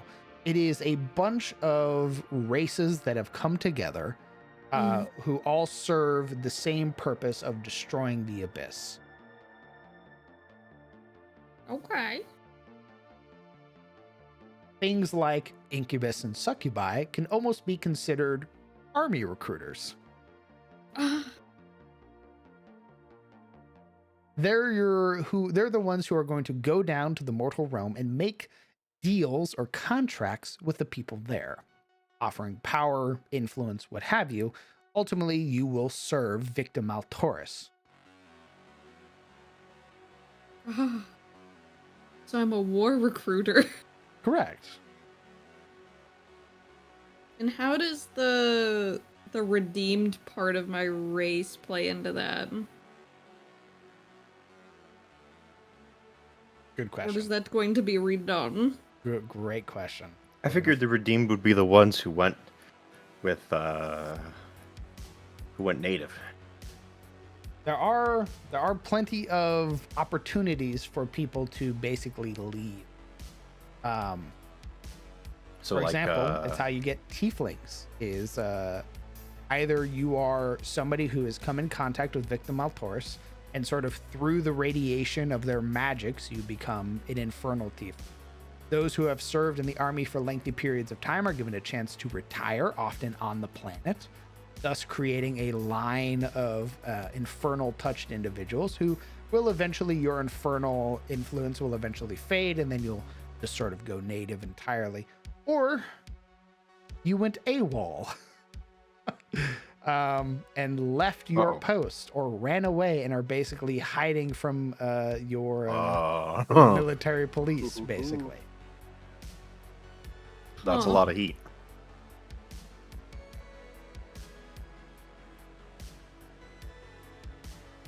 Fucking Yeah, we gonna chain have to have devils roll up. words. Have you seen this woman as they pull out fucking her like license? Yeah, we're gonna have to have words about that in the future. There are recruiters, often succubi or incubi, those who seek out the damned, forgotten, or what have you, and attempt to bring them into the fold and make of them ill-riggers, a chance at redemption, purpose, or something that had been missing in their lives. Think of these people as NCOs or COs.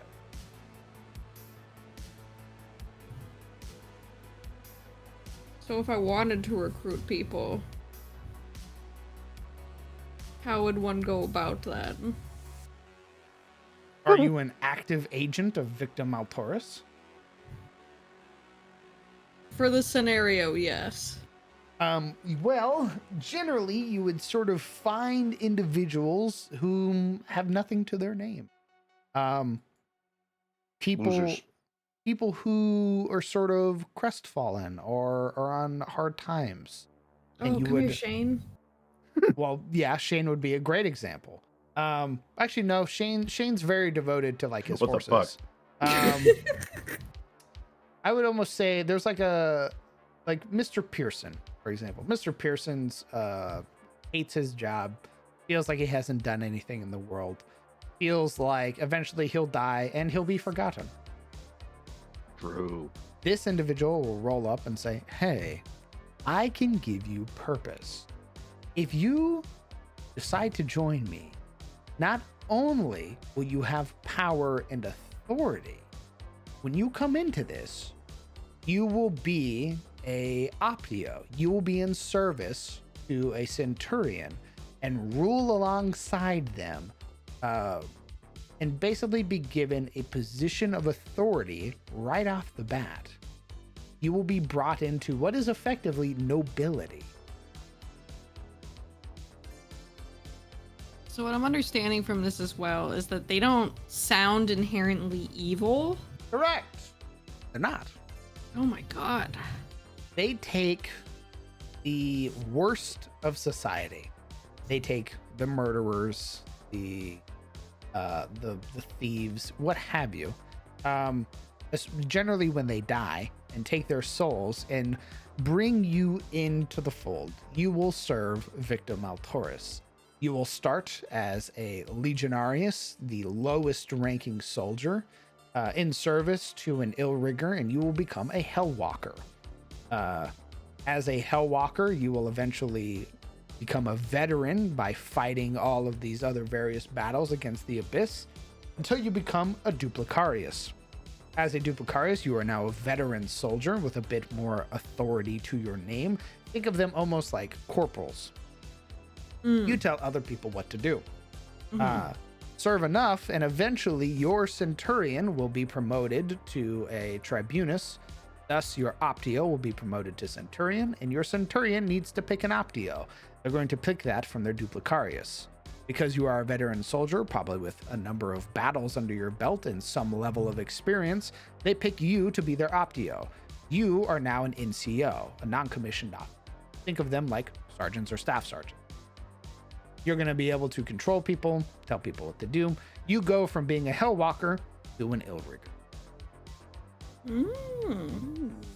And you continue to ascend until you eventually reach Legatus. Legatus would be your sergeant majors. Once you reach that, you eventually enter the bureaucracy, all of the bullshit, becoming a judge, a lawyer. You're overseeing contracts. You're the one writing contracts. You deal with all of the politics of the fleet. You're no longer a soldier. Instead, your wisdom and experience is being used to further shape Victim Altaurus. Ew.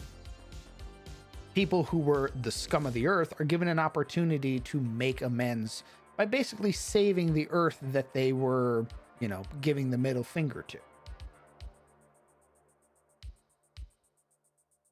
Do you die of Fair. old age as long as you're working from Altaurus? I think your aging is very different when you're a part of Victim Altaurus.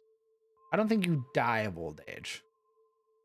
I think you die of old age once you retire. Yeah. That's like when the timer turns back on. Rip. It all catches up to you all at once. Not all at once. For good service, for saving the people, you are given an opportunity. Years. Yeah, you are given an opportunity to enjoy your retirement. So Compromise could be hundreds of years old, even if she looked like she was, in her early 20s. Mm-hmm. Nice. So, I'm gonna need a list of all of those different generals and what they do that you listed earlier. And, we're gonna have to have words in the future. I almost, just because of you playing what you're playing, I could almost see you serving... I do be a war cleric, so... I can see you serving Anaria, who's the Adjudicator Domina, Admiral of the Unflinching Conviction. They're JAG. They basically oversee contracts, create laws for the fleet, and oversee order. You're doing a lot of recruiting for that particular Domina. Domina means lady. My mama. Hey kid, you want to go to war? Yeah, something like that. Me fucking plaguing Summerhall with, hey kid, you want to go to war? Hey. You want a gun, kid? You want to go fight Abyssal Spawn? I assumed the Redeemed had come along with Freya's party. Or Freya. Could be that there was basically the section that broke off and went with basically the Vanir goddess now. I could totally see that. A U.S. Army recruiter? Correct. You want to feel the power, kid? You don't do it to everybody, but let's say you find some bandits and they're like, God, I wish I had purpose in life. I'm so tired of robbing people. Instead of, taking them into the constabulary, you go, hey, I might have something that can give you purpose. And they go, what? Let me introduce you to the war effort. Correct. How do you feel about having horns? I don't think you'd be recruiting for basically your Domina, because Helia is the one who's like, you will be a Hellwalker, you will be an Illrigger. You're basically recruiting people to become like a lawyer. Unless you wanted to make them Illrigger, you would be able to. Why do all of my recruits for the Raven Guard keep disappearing? What the fuck? I don't know. You want to live forever, son. Willow in the corner? I don't know. So, if devils are like, I don't know how do people see them on the planet? Great question. It is a mixed bag. There are people who are just terrified of them, who see what is effectively a Victim Altoris VTOL land, dispatch 10, 12 Hellwalkers with an Illrigger leading them, and they go, "Oh, my lord, we're being invaded by weird red people," and then they run away. And then a bunch of knights show up and they go, "Bah, fucking have at thee, fiend." Yeah, I just wanted to know what the point would be for them, like, trying to hide their forms, like how succubus and incubus can do. There are places where you can show up and people would be like, "Oh, that's a tiefling." And they go, "Yeah, that's a really weird looking tiefling, but that's probably a tiefling." So it's a bit of a mixed bag depending on where you go. Generally, I guess it's also better for incubus and succubus, since they're, war recruiters, to be able to change their form to be appealing for wherever they're recruiting. Mhm. I figured Maltoris would have sort of a bad rep for having a scorched earth policy when they roll in. the people that would know that, like Watcher Paladins, like something like the Delian Order would be like, Victim Altoris comes in, and if they even get a whiff of Abyss, it doesn't matter, they scorch the place, which is super bad. So like, Well, that's what I mean, is that I feel like they would have been sort of demonized as for like laymen, because from their point of view, red angelic people plop from the heavens and just start butchering everyone. They start cleansing. Yeah. yeah, but there are also places that like there are also places that don't believe Morlings exist. So there are places you're gonna talk about Victim Altoris and they'll be like, "What the fuck are you talking about?" No, that's just a saying. Maltoris take you is just a saying. It's not real. Meanwhile, 3 counties over, Victim Maltoris VTOL actually lands and is cleansing a town of the Abyss and is just burning the whole thing down. Okay, that's another question. How would I theoretically get back to my home ship or whatever? Ooh, well, Or like bring Are back you- people that I recruited. are you? So this would be under the assumption that you are still a part of Victim Altoris. Mm-hmm. If you are actively a part of Victim Altoris, you would possess the knowledge of how to basically transport back to your own vessel. Oh my god, waystones. It would be it's not a quick endeavor. Mm-hmm. There's generally like a cooldown period because of how the ships operate. And Oh, nice. you're basically teleporting to another plane of existence. Oh, sick. Space. Yes, you're teleporting to space. So the way that it works, you have the world Etus. Within the world is the world below, another plane of existence. Around it, around everything, is the thin membrane of a plane referred to as the Howling, or the Astral Sea of stars, the first layer of the Abyss. Around it, or rather around Atus, in its sort of 4 corners, are the elemental planes. That's where you get things like the plane of fire, the plane of water, blah, blah, blah. Beyond that, they begin to bleed outwards and make elemental chaos, which is where all of the elements are combined beyond their borders. Past that is when you start getting into the layers of the Abyss. You have obviously the Sea of Stars, which is the membrane that makes up or surrounds everything. Beyond that, you have Yggdrasil. You have what are the? I'll be back. You have Yggdrasil, which is the Feywild. You have Abelvion, which is the Realm of Shadows.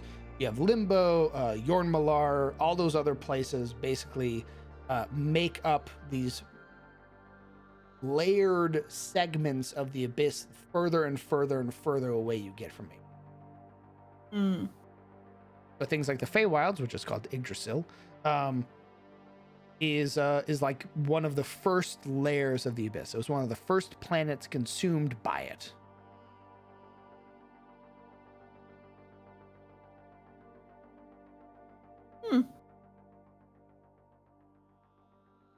Understood. I gotta go do things, but I'm gonna be picking your brain about this more later.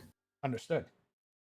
Grabs you and shakes you violently. Ah, I gotta think of a backstory now. What the fuck? yeah. You motherfucker. Sorry, I was like, I want the hells to feel like mine and not like Faerun. And then we did that. Actually, you can thank Brett, because Brett was like, what if there were aliens? And then me and chat collectively went, holy fuck, what if there were aliens? What you're saying is I gotta stab him.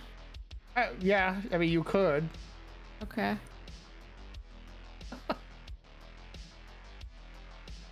I'll do it, and I'll say that you told me to. Hee hee. Uh-oh. Uh-oh. Okay, I run away. Hee hee. Thank you for the lore. Yeah. Goodbye. Bye.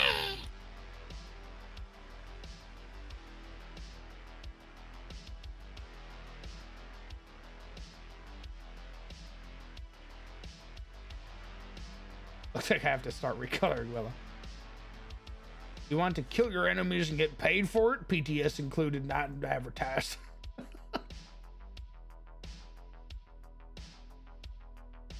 This feels nice. This feels cozy so far. Yeah. I'm liking everything. I have a couple more little small areas I want to make. And then obviously some more farm areas. But otherwise, everything's looking really clean. I'm liking a lot of this like open space here. So it feels really. There's a lot more hills here than before.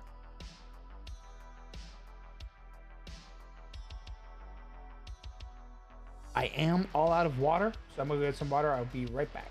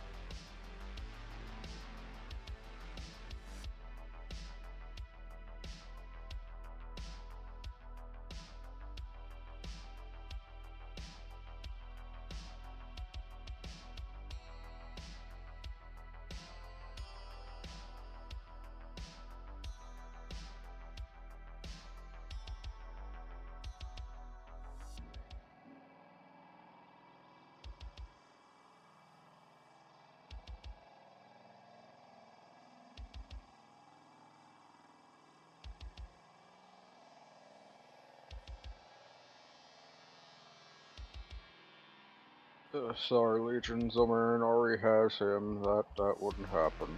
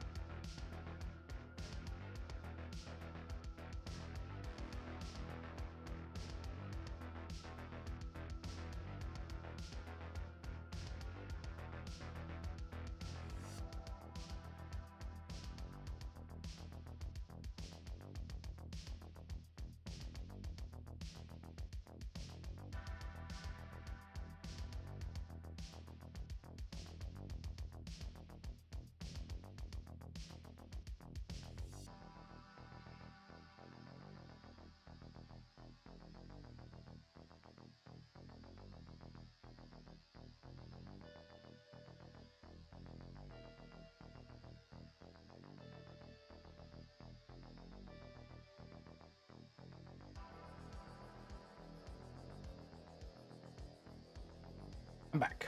Sorry about that. Welcome back. Yeah. Oh, it's an avalanche. Thank you very much for 5 months. 5 months. Hello, hello again. I apologize for my absence. My brain declared no more Twitch. The attention span shall not allow it. Ooh. No problems. I understand, brother.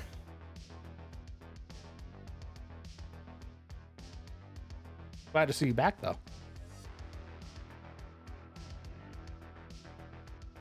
Bilbo Saggins, what's going on, brother? First time chatter. Haven't you been around before, Bilbo? I could swear your name is like one I recognize. I don't know why it's saying you're a first time chatter.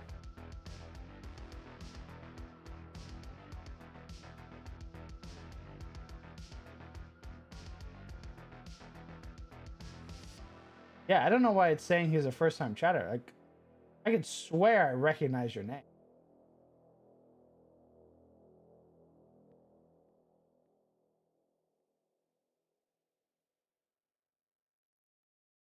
What's good is we're working on Eliond right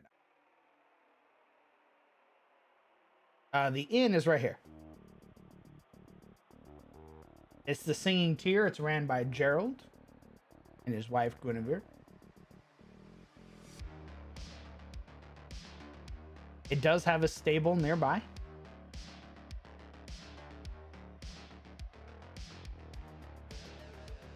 I'll be doing my first ever session of D&D tomorrow. Oh shit. I always wanted to play this year, and I wanted to play D&D and get Warhammer 40k, so I did both. Dude, awesome. Nice, man. Let us know how it goes.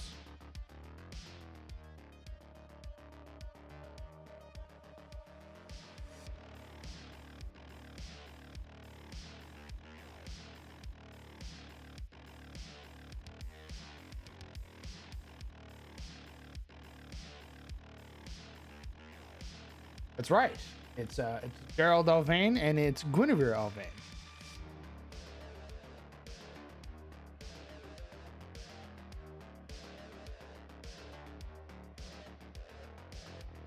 I watched Brett's Into the Shadows Breach camp.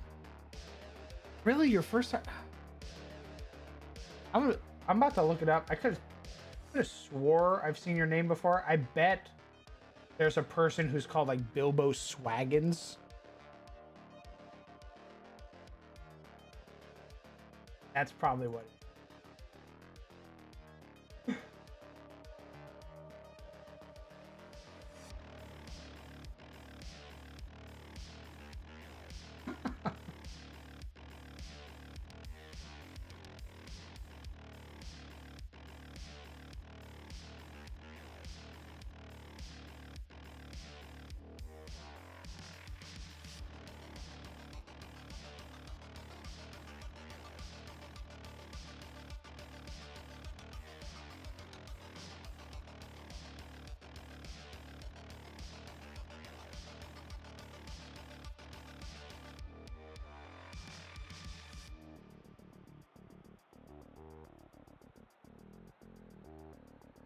Just don't forget a name like that no matter where they are.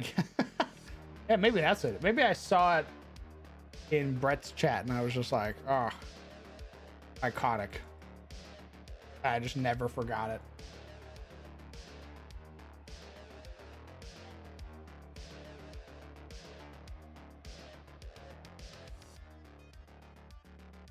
I have finally finished the monumental task of catching up on sleep. God damn. We were just talking about that too. The folks who are willing to put in 6-7 hours to watch all of those episodes, insane. I'm glad you liked it that much.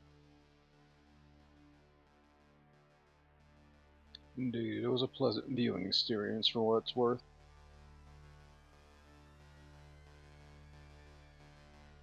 I always try to tell people, I'm like, hey, if you're new to the channel or anything anything like that, do not feel obligated to catch up on the VODs. We're psychopaths. We stream for 6 or 7 hour long sessions. Most folks only do 3 to 4. Please don't burn yourself out on the content. And people are like, no, I must get caught up. All right, Must man. binge. Must binge. Basically a work day's worth of like content for one episode.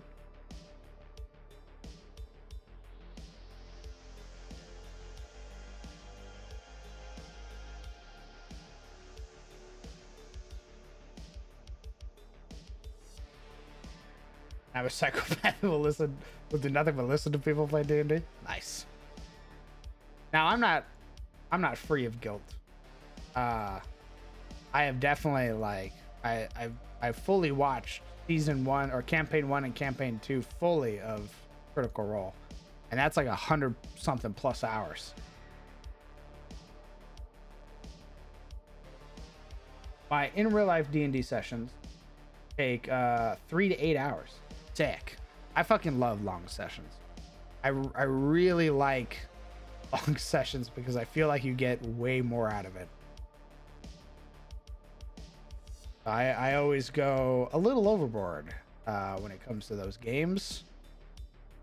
I'm just like, we're playing until 3 o'clock in the morning. Whoa.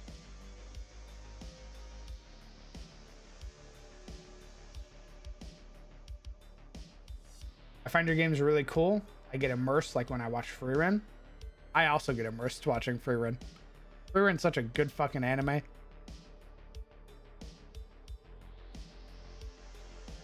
I hate how they make me like every character. Every character they meet, I'm just like, okay. And then they end up parting ways with the character, and I'm like, fuck, no, come back. I like you. You watched Dungeon Meshi yet? Yes, I watched it last night, actually. I watched all 3 episodes. It's very good. Very, very good, in fact.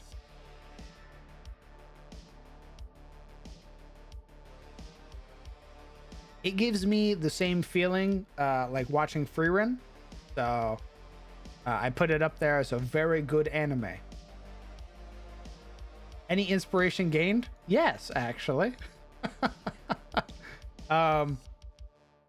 Just even the concept of them eating the monsters was very cool. I loved how the human fighter is hyper fixated on eating the monsters. I think it was very funny. And I very much would like to employ that sort of idea of like using the dungeon to eat food.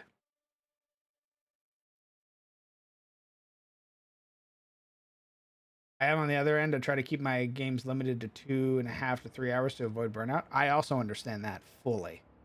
I completely understand.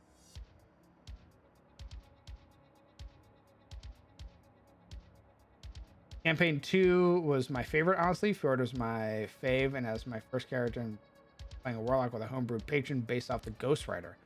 Nice. I also really like Fjord. I also really liked Caleb. Caleb Widogast was a very fun character. All the NPCs were very good. Campaign 2 just has a very special place in my heart. Obviously, Campaign 1, great stuff. I mean, they made a fucking Amazon series about it. So, good. I like it. I like Keyleth. I like all of the characters. Vixalia. All very great. I even like Scanlan, and Scanlan's a fucking gnome. So, that should tell you something. I read the whole manga last year, and it's fantastic to me. More complex than it lets on. Elios is very much our neurodivergent rep. I love how his eyes just sort of like glaze over at the idea of just eating anything that's monster related.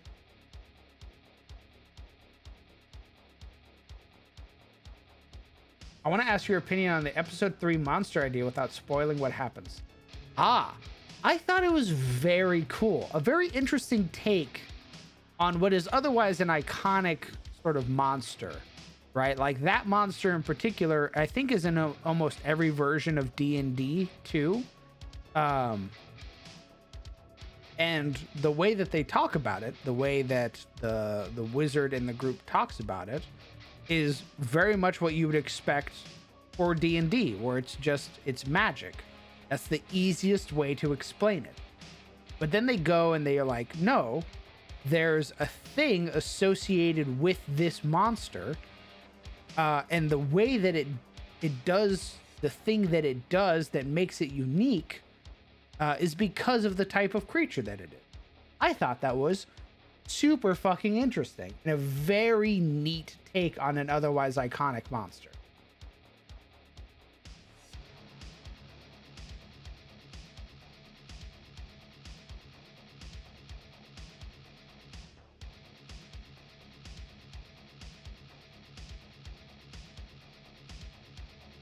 You can probably tell already he's not just hyperfixated on eating them, but how they function. Yes. I also thought that was very neat. I like how he wants to know like the ins and outs of the monsters, what makes them tick.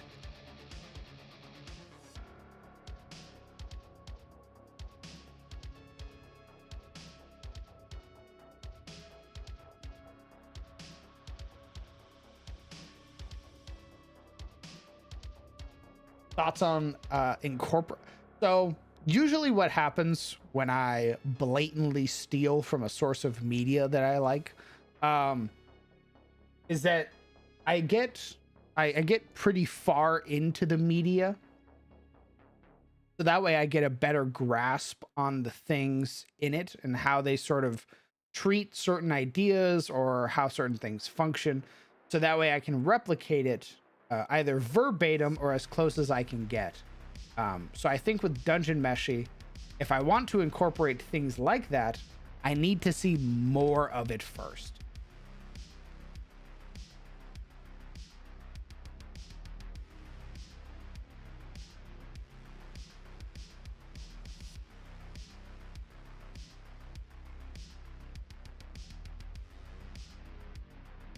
Have you seen the edit? German speaking Laios, with the mage while everyone else is speaking English? I have not. That sounds hilarious. The mushroom infected volleyball?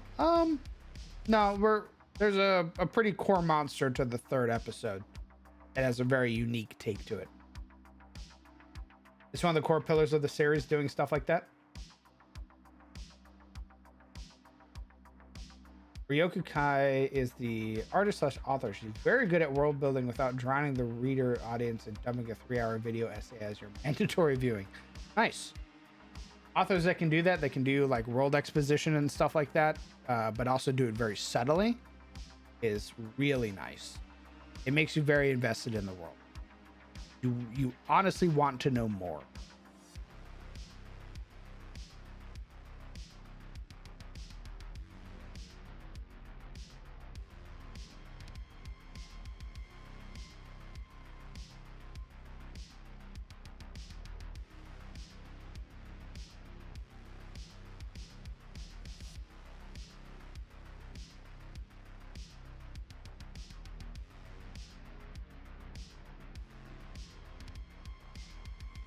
Yeah, the art of exposition is one that is very hard to master.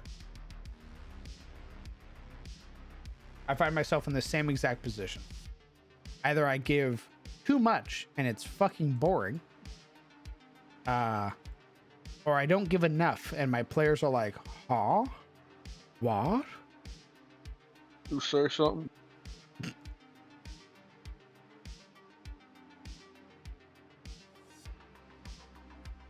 I just want a Berserk anime already. Ooh, that would be interesting in today's sort of culture, because there are people constantly on Twitter, it feels like, trying to cancel Berserk.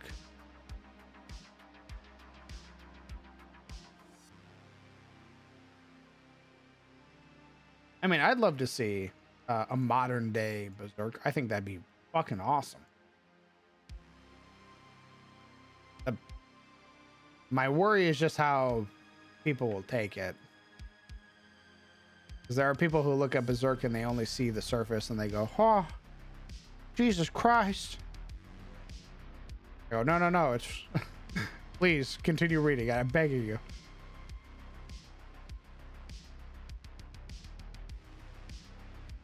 So that's my only worry. I know that it would have diehard fans who would absolutely staunchly defend it. And then you have people who would honestly just try to pick it apart just because they can.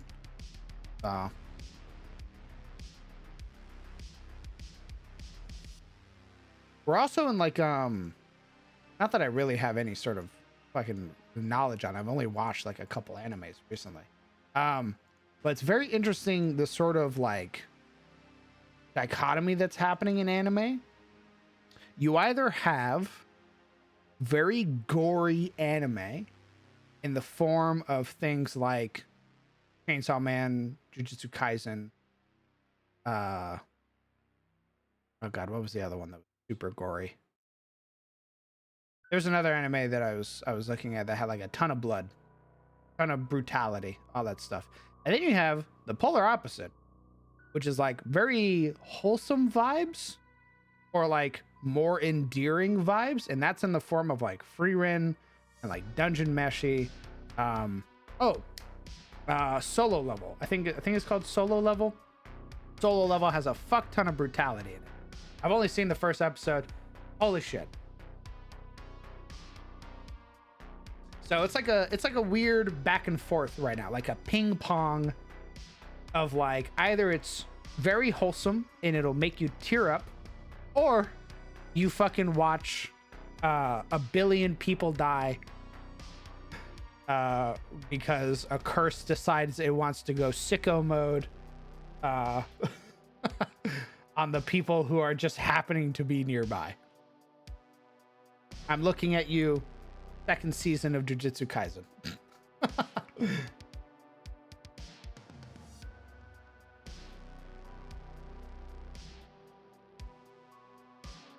Attack on Titan. Yeah, Attack on Titan, great example.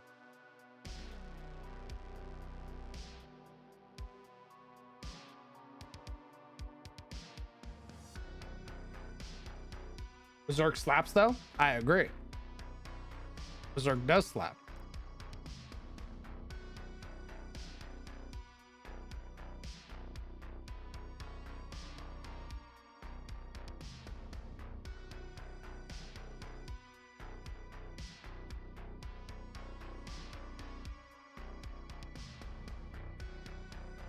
It's kind of wild to think of what might not exist today if it came out during the era of cancel mob.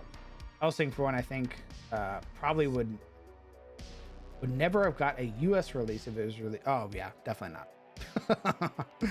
No.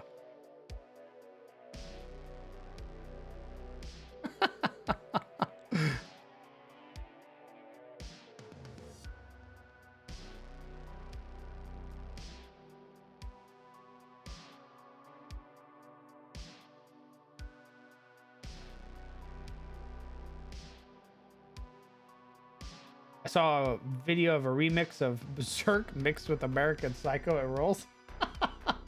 Oh my. I almost want to see what the hell that's like.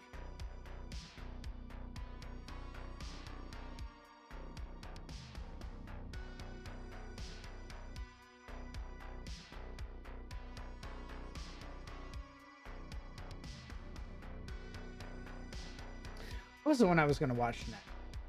There's another anime I was going to watch next, and I can't remember what it was. I've just been on a binge of anime recently. It's been wild. Like, the last time I watched anime in any sort of meaningful way was probably like middle school. And then after that, I just didn't care. I was like, I don't really care for this anime stuff. All of my mangas are going to be collecting dust in the basement. I don't know what it was. I think it's just being on Twitch and just interfacing with so many people. I'm like, I want to be part of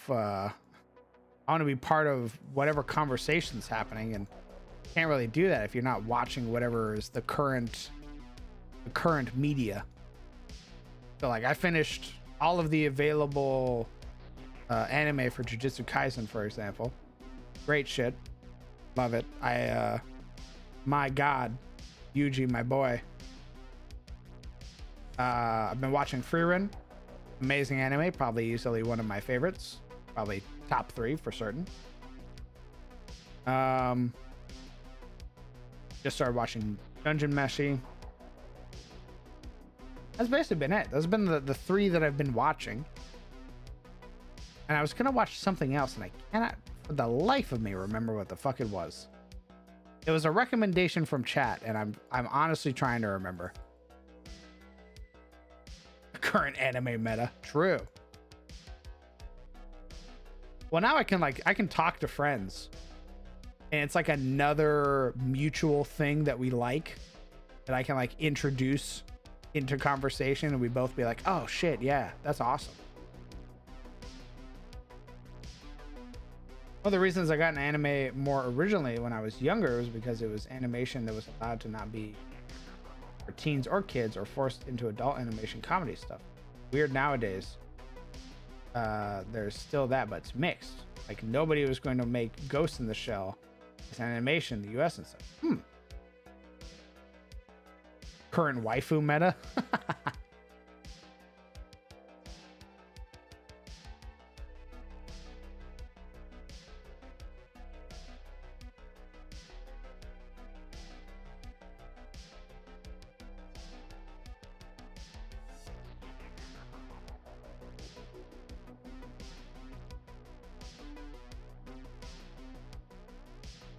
I like all the characters in Into the Shadows Breach, but the dynamic between Marius and Cheats is amazing. Thanks. Momo and I have roleplayed a lot, like over the years, so it feels very seamless to just sort of like roleplay with her in Into the Shadows Breach, and sort of have that like RP relationship. Whatever the fuck you would call Marius and Cheats' relationship. The I can fix her. Yeah, it's a bit of the I can fix her, but Marius also sort of has like a god complex. Given how smart he is, I think he legitimately thinks that he can fix anything. I think there is some part of him in his mind where he's like, I am the smartest person in our group. I am, not only am I physically capable because I am strong, I am brawny, I am broad, but also I possess a keen intellect. I am a creative mind. I've made my own armor. I can definitely fix anything. What is a person but a more complex form of engineering and cable management? Yeah, whatever, nerd, says the giant space demon baby. That's why I laugh when he gets humbled. Yes. Yes. Correct. You should laugh when he gets humbled. He very much has an ego, but he keeps it on the down low.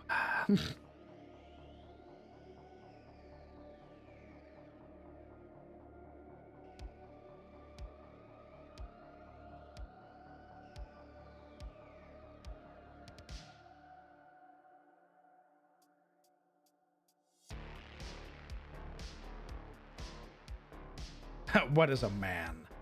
Miserable little pile of secrets. But enough talk. How about you?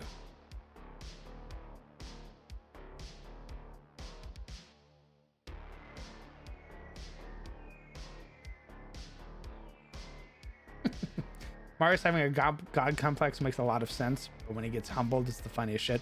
Yes, it's great that the universe doesn't like obey him. It's great that the means of settling things is randomness. It is a D20 roll.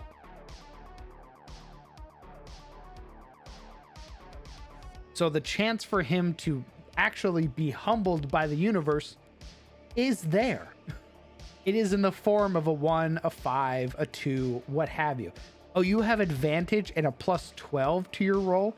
That doesn't mean shit when you roll a 2 and a 3. Eat shit, loser.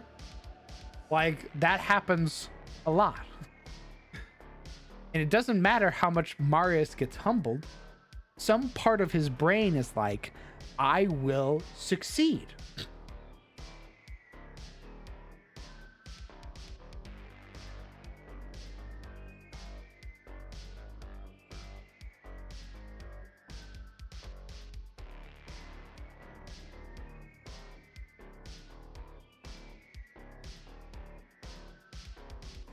Also ironic that the person with the god complex is fixing literally a person that has a god in her head.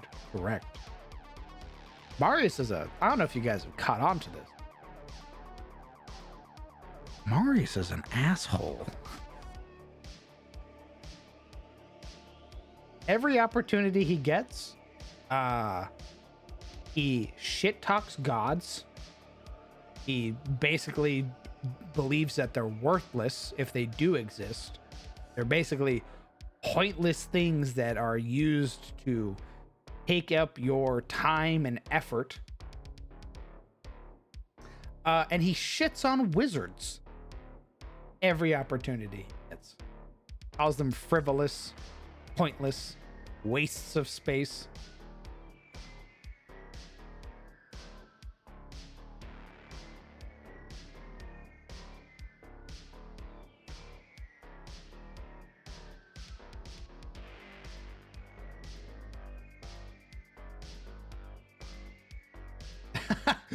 What is this thing? Natural one. I'm gonna scrap you for parts.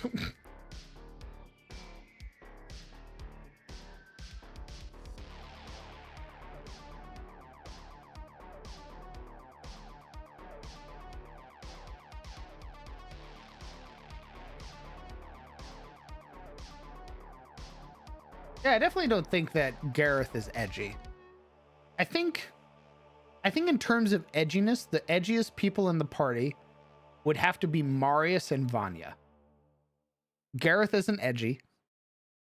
Vazika definitely isn't edgy. And Cheats isn't edgy. Every Shadows Breach character has the potential to be edgy, but they don't. But they're not, I should say.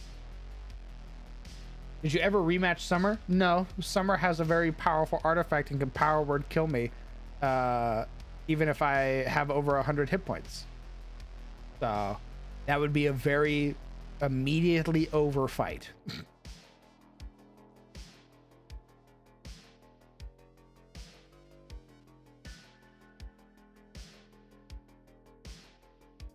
Like, Marius is edgy because Marius's faith is put in an entity referred to as the Reaper. Marius believes there is one legitimate end to it all, and it's that the Reaper takes you.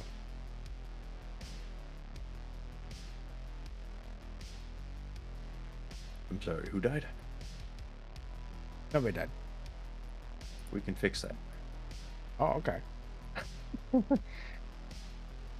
So I ordered Jack's piece, and I ate the Jack's piece. And then my mom texted me and said, we have chili. So I'm like, well, Fuck. I will do what I must, and I ate chili. Oh shit, Oh. I have me too. Oh, Ready to burst. I'm gonna die. Amazing. Hey, Nick. What's going on, brother? No need to apologize. We've just been shooting the shit. So in other words, wizards aren't useless and Marius is just Shelly. I don't even think he's jealous because, again, he has an ego, right? He probably views himself as better than a wizard because wizards often create more problems than solve them. Like, Marius had a fucking heyday riffing on Aldoris for making a construct that has short-term memory loss. He's like, of course a fucking wizard would do this. Some pompous asshole.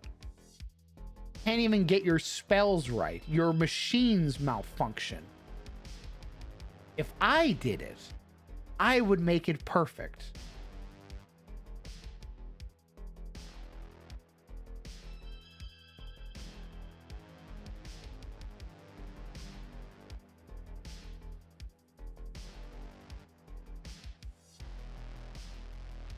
Lobos plays Gareth in a way that makes him very likable while being serious, but that whole... Yes, he does. The bathroom situation was very funny. But he does play him as... He toes the line very well. He toes the line very well between being like a himbo and being a very serious fighter, which is why I like Gareth so much. It's why Marius goes out of his way to sort of have those moments of camaraderie with Gareth. Even though Gareth has an 8 intelligence. And when there are moments of discussion to be had about more complex things like magic or technology, Gareth doesn't give a fuck, which hurts Marius' soul. Eep. What? I said Marius Eep. Marius Eep. I just remember Marius explaining how his armored core worked. And they were just like, just say it's magic. And he's like, okay. Yeah, Hit him man. with the shut up, nerd. Literally hit me with the shut the fuck up. I don't care what you're selling. No, I'm not selling you anything. I'm explaining how the armor works. Yeah, shut the fuck up. Oh. Nerd Okay. emoji. Yeah, nerd emoji.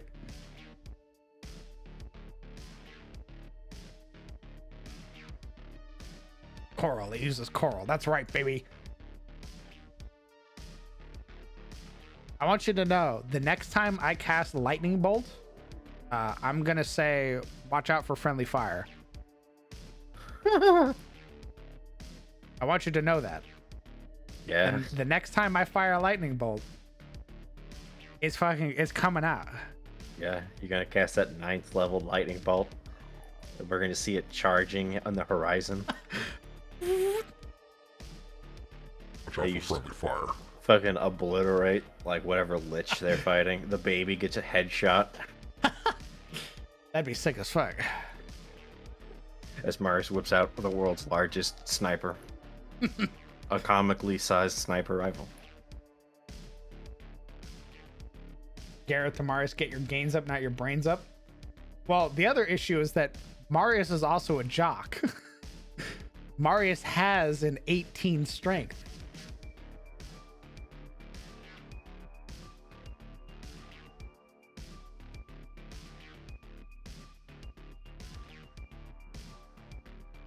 Yeah, man. Marius is fucking jacked. Yeah.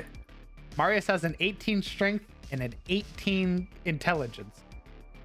So what did you dump? Dex. Of course. I have an 8 dex. Oh no. How are you still alive? Well, I eat shit whenever it comes to dex rolls. Like, and Nice. I know Brett does it on fucking purpose. I'm gonna make you pay for that. That motherfucker's Yeah, funny like, how- ooh.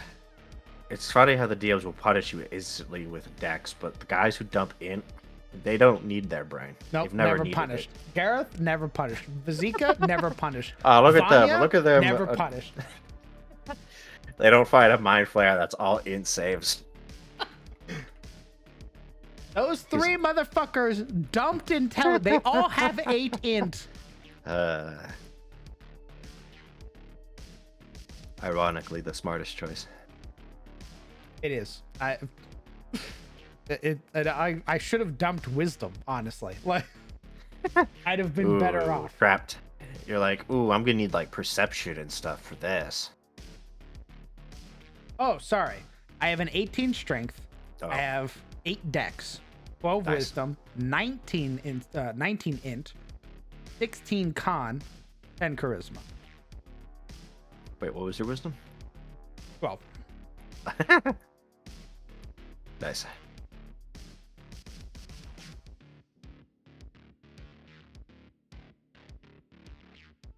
I have Crusher and I have Magic Initiate as my.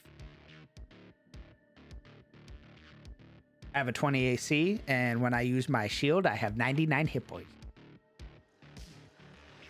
That's crazy. Anyway, suffer for not having high dex. Idiot. If what I should have done, is I should have put my 8 in charisma. Yeah. You don't give a shit about that. Because it would have explained his sort of like reluctance to get out of his armor and sort of interface with people as people and not treating them like meat bags.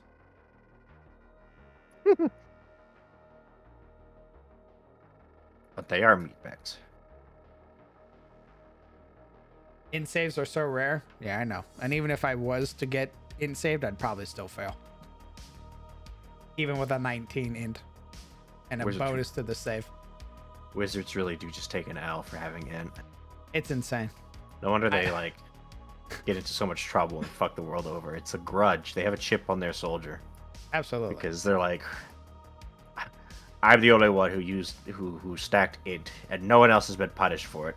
They look around at all the idiots with 8 int doing just fine, ruling over nations. Ain't he the face of the party? I wouldn't say he's the face of the party. I haven't had to do like persuasion rolls. He's the dad of the party. He is the dad of the party. He talks the party down a lot. Corrals them. But I think Brett handles persuasion a little differently. Where like if you make an actually good argument to him, he won't have you roll. Nice. Did you roll stats? Nope. We used standard array, but his races get pretty hefty bonuses for their start. And he lets you have a feat to start as well. I think we started at like level 5. So I took Crusher, which gives you a strength ASI, plus the big bonuses that I got for being an Asmodean human. So I started with an 18 strength. Nice. That seems like the way to do it.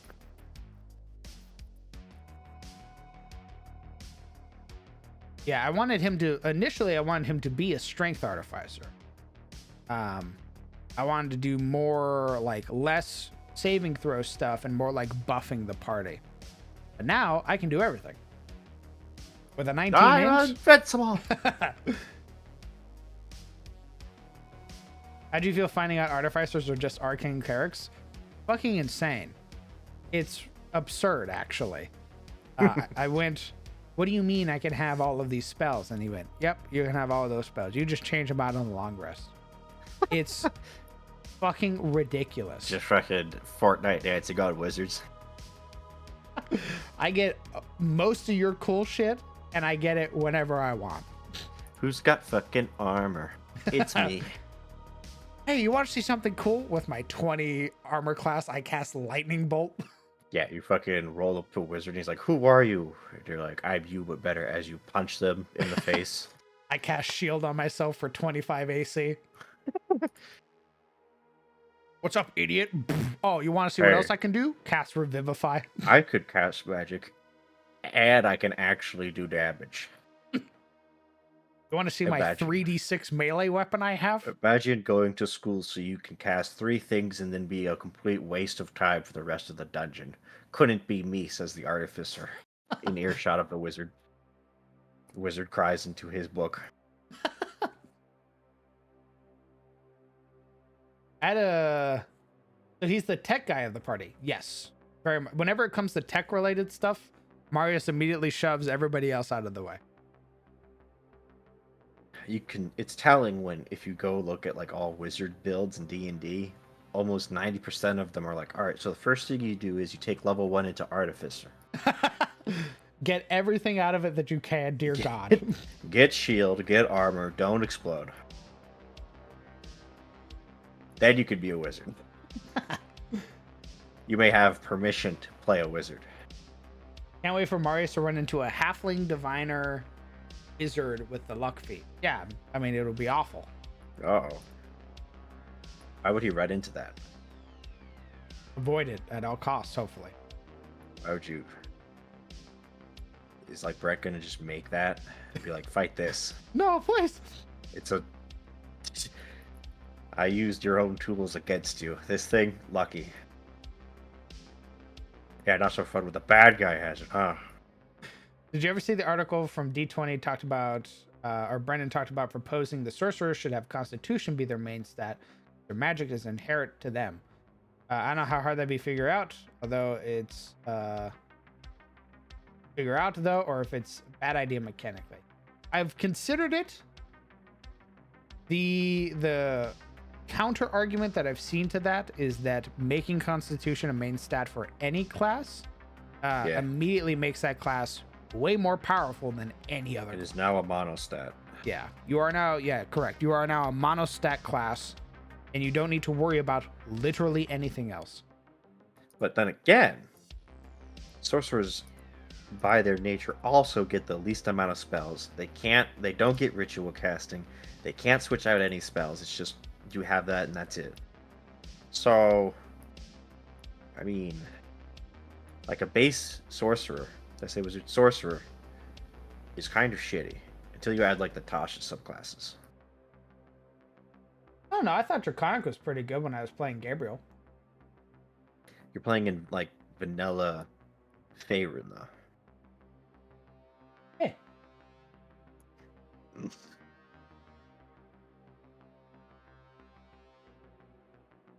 What if I told you that the other ones were mostly better?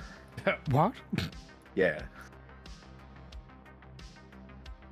I'm doing a Loxodon Battlesmith in a Strahaven camp. We rolled stats and I had a 19 con at level 1, so I'm basically never using armor and have more AC than anything. God damn. We also lost out on the expanded spell list as Draconic. Oh yeah. You were only a fraction of what you could have been. True. Like compare Draconic with subclass no one uses, Clockwork. I like casting haste Erg though. That's what sorcerers do. That's their bit. Wait, any caster can do that. The only reason you do sorcerer is to dual cast it. I did quick cast so I could cast something else. I'd cast haste as a bonus action and then do something else. Like what? Firebolt. Yeah, that's about it. Yeah. 2d10. If artificers can wield swords, I'd basically be a space marine. Well, he gave us these he gave us maneuver arms, which allowed us to bypass weapon proficiency, which is why Marius can be an armorer who has a weapon that does 3d6 bludgeoning damage, or sorry, 2d6 plus 1d6 lightning, with a +4 to damage from strength, with a +1 as well, and has the crusher feat to send you back 5 feet and potentially give advantage on attack rolls against you because like scored a critical hit on you. Armor artificer would be relegated to only having a d8 with you punch. But I am big strong lad, so I try to change it up. I go hammer swing and I do punch because I can throw up shield and that gives me a +5 to my AC, thus making my AC 5, making me be a little bit harder to hit.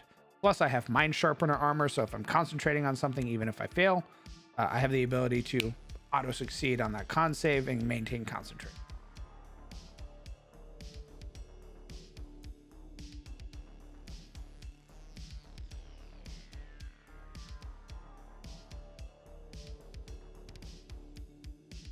Thunder hammer. That's right.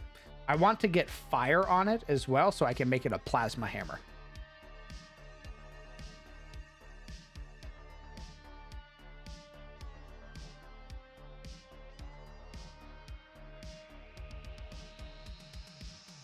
I accidentally gave my character PTSD with fire, so now if there's if there's too much fire, it does a wisdom save to not freeze or run. Oh shit. Induced traumas. Sick. I remember I rolled a level 3 Goblin Barbarian. They had 50 hit points and 18 AC. That sounds about right. If you roll really high stats for your Dex and Con, you're gonna end up with a really high AC. That sounds sick. I agree. I'm all about, like, every spell that Marius casts has some, like, jargon to it. So, like, for example, when he casts haste, it's bypassing biological limitations, enhancing stellar form. Oh god, what was his? Oh yeah, firing fulgurite rod is when he casts lightning bolt. Deploying. Oh god, what's the? There's a byproduct made by certain creature, like certain bugs, like glow bugs. There's a material that they have that he deploys when he casts fairy fire. It's like deploying something net. Like all of his things have some sort of like weird jargon.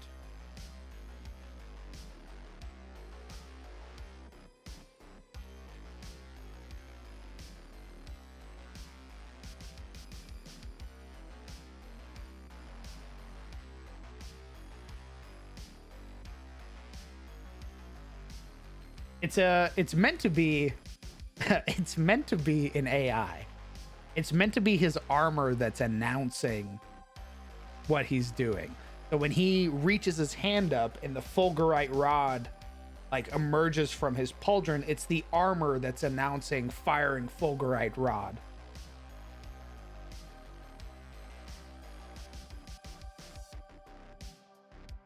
Oh my god.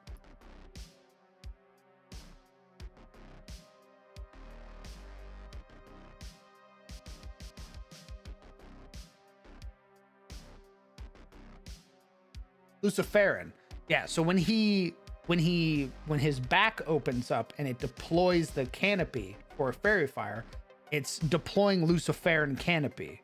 Luciferin is the chemical that is in glow bugs. It's what causes glow bugs to glow.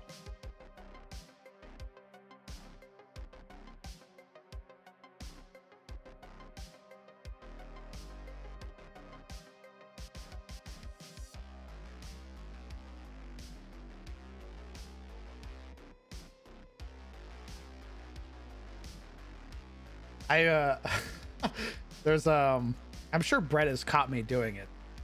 There are plenty of times where the game ends and I just sit in the game when nobody else is there, aside from maybe him because he's AFK or whatever, and I'm coming up with like little announcements for all of his spells.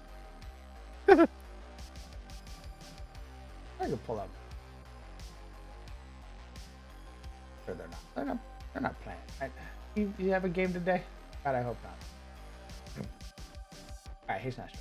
Ooh, hot.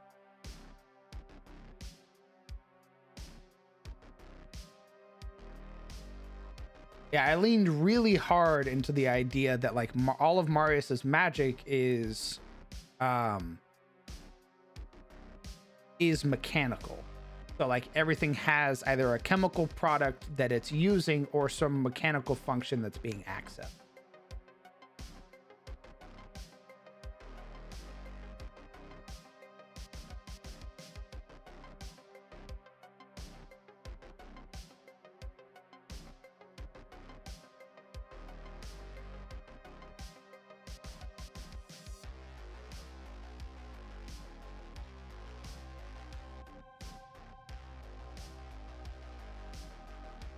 Yeah, when he casts shield, his shield says defensive grid activated.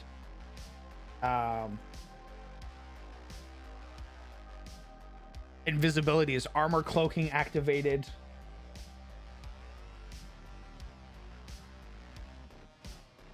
Inflict wounds, which is his racial feature, says vitality destruction now commencing.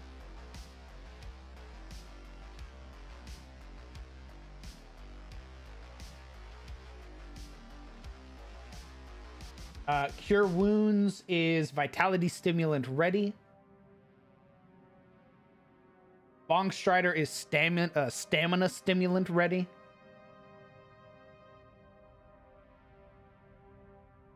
Expeditious Retreat is momentum boosters activated. Fairy Fire is, of course, deploying Luciferian Canopy.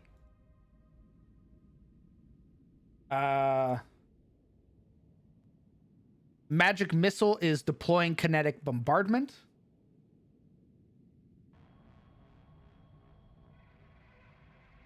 Thunder Wave is Kinetic Energies Purged.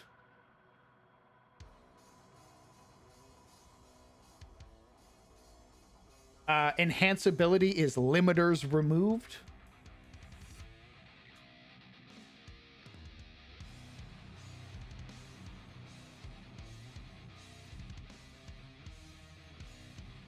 Haste is enhancing stellar form, bypassing biological limitations.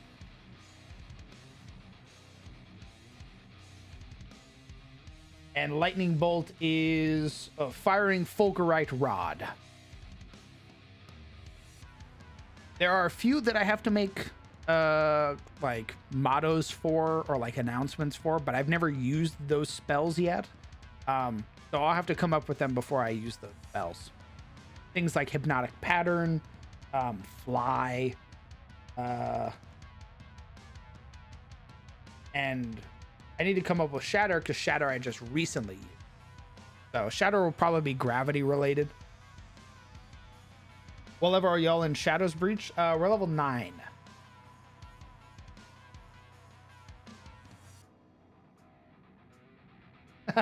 Something like that, Ruffian, yeah. This is kind of funny because I've been doing something similar for my Shadowrun caster, except she makes up random spell names based on Mahou Shoujo or shonen tropes she knows because she's a dumb weeb.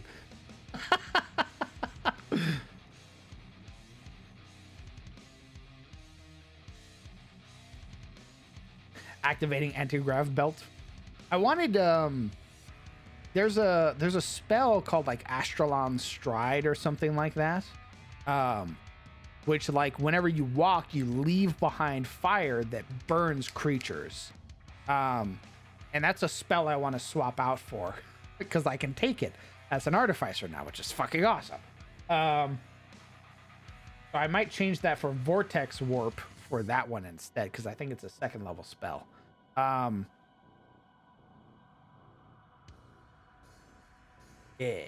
I have a bunch of plans. Singularity Alteration. Hell yeah.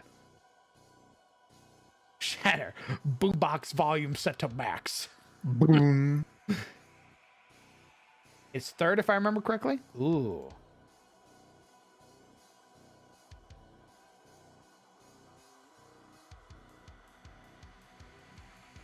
Ooh, yeah, you're right. Chardalon Stride. Ooh, I like Haste and Fly, though. Although I haven't used Fly yet. Base set to maximum. Prepare the base cannon. Oh,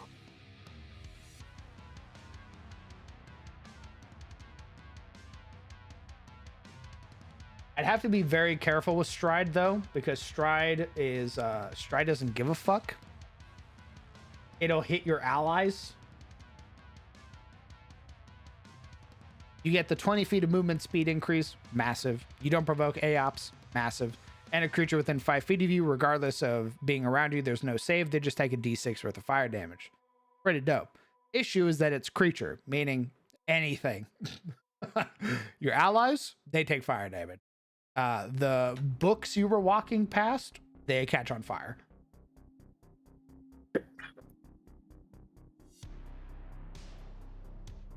Gravitation disruption. My DM has banned flight.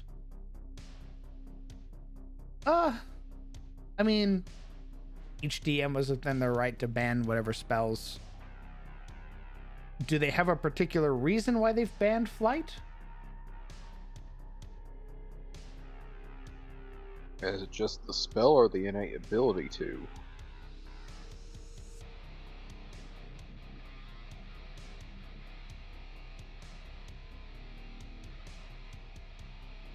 Imagine if you were able to put that on Cheats' legs.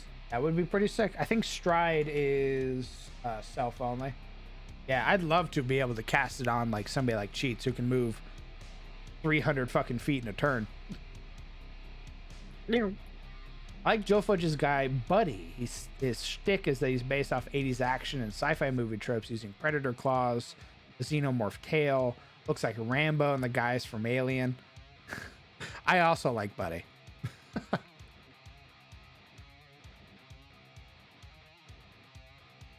Imagine, my DM banned flying races.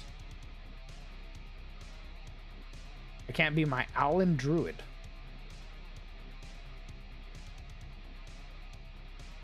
My Warlock at level 3 will be able to go up in flames and be a fiery skeleton. What?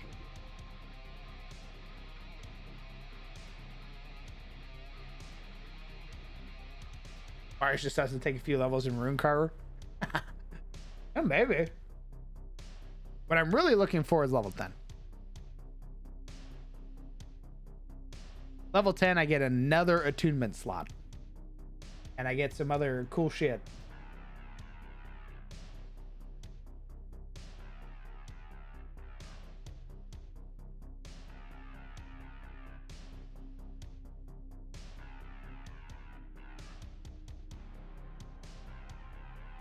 Oh yeah, and crafting magic items. That's another thing. With him giving us the opportunity to craft magic items and stuff like that, it takes you a quarter of the time.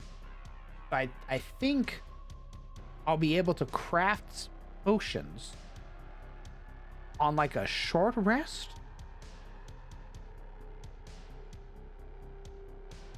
Wait, what? With level 10 armor. The level 10 feature says you can craft a magic item of common or uncommon quality. You craft it in a quarter of the normal time, and it costs you half as much gold. All right. So, health potions, 50 gold. It takes 25 gold now, and instead of it being a day, it takes 8 hours.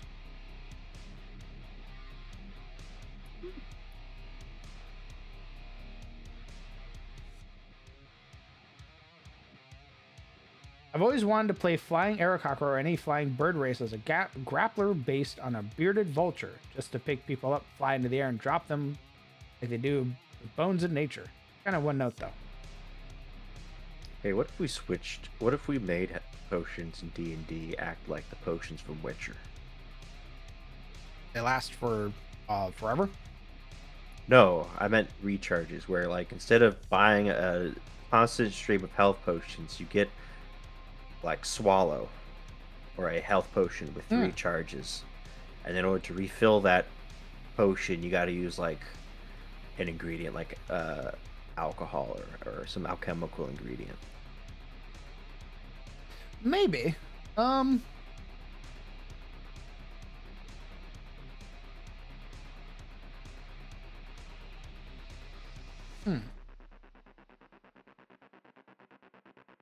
guess it could work like the Sentinel's Flask from Shadow's Break. That's a recharge.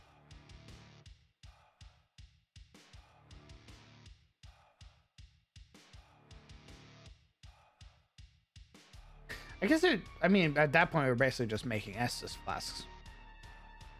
Basically, but for like all potions, because I think in Witcher, it's not just, it's every potion. It's and, every like, potion. oil. Yeah, once you make it, you have it forever. Yeah. I don't know if I want that for every potion. I do want you guys to buy stuff. Well, it'd be like we'd be buying like we'd be buying booze. So it's not like we'd stop buying stuff or collecting stuff. But it'd be like, oh, you want a potion of Hill Giant? Collect these 4 ingredients to craft it. And then once you craft it, you have it, and you just have to get like purified booze to recharge it. And you get like 2 charges of it. Well, see, I've already changed elixirs where elixirs last for your next long rest. Yeah.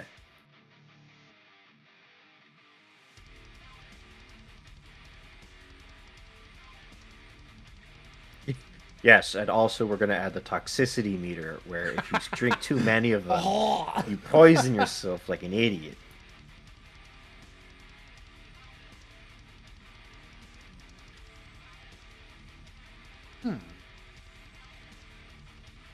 Oh, it's perfect. Adventurers are like witchers. That's why they can use health potions to clear, like heal their wounds, and why you can't just use a health potion on some random dude, because then you'll just poison them and they'll die.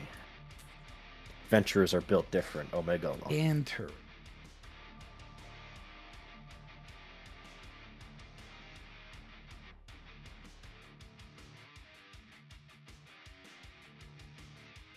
I could almost see it as you have 2 versions. You have like the Iron Flask, which is the health potion that regenerates when you feed and out like a chemical into it, alcohol, Nice. what have you. And then you have your actual health potions that are one and done. I just have to roll in con save for your health potion. I think that'd be pretty fucked.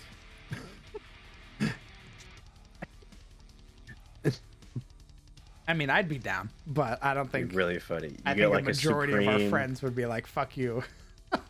I mean, what if we added it as like an optional item of like a supreme distilled health potion where you drink it and you can get like you get a chance.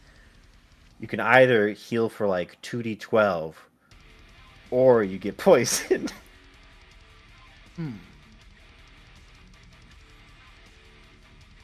Slightly expired health potion.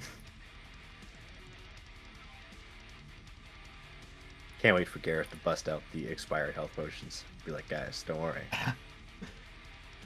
I got healing. I wonder if I can. I haven't asked. I should see, because I have every tool and I have expertise in every tool. I should see if I can make them better. Unexpire them. Yeah. Yes, they should healing potions.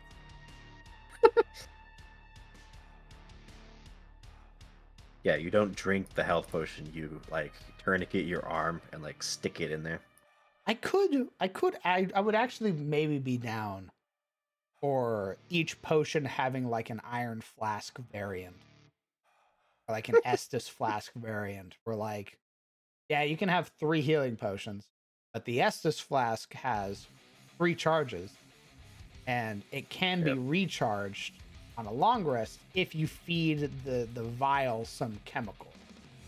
Nice. Which you can buy from the Wisdom or like the general store. Yeah, like the Warden's tonic. Like, what if the Warden's tonic had like you could put ingredients in the tonic and recharge it? They like bought from the Warden or whatever. Oh, Wisdom. How do you get expertise in every tool? Very simple.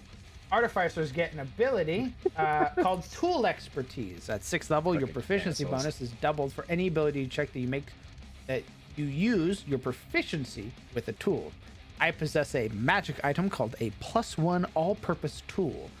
Any item that you make with it, any tool that you make with it, you automatically gain proficiency in that tool, regardless if you had proficiency or not. Thus, with Tool Expertise, the moment I transform it into, say, Brewer's Tools, despite not having proficiency with Brewer's Tools, the tools give me proficiency, and my feature automatically gives me expertise with it. Because my brain is massive. This fucking guy.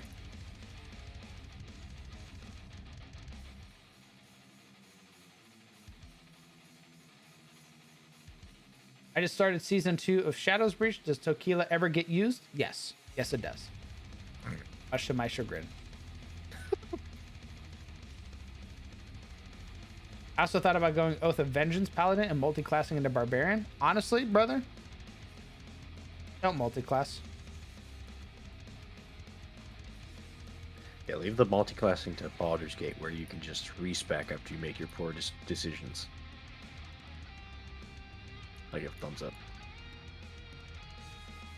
Maybe a bit dumb, but Victim Autoris having this container magic item that you can feed it any base ingredient, then over time it transmogrifies the contents into a potion of some sort. Since they're so techy and stuff. I mean, I can see even just magic doing that. Like an Estus flask. Altoris just has like actual like stim shots that you Yeah. just eject. Like, I could see them having cyberpunks type shit where you like fucking stabbing into your forearm and heal. Fucking compromise is on death's door. Everyone's like, "Oh my god, get her up!" She's like, "Don't worry, guys." Pulls out a needle and stabs herself, and everyone starts screaming. Veins Just bulge, right in the neck. flexes her arm. Ugh. What the fuck? Hail Q. How would I persuade my DM to let me have an all-purpose tool? Just ask him.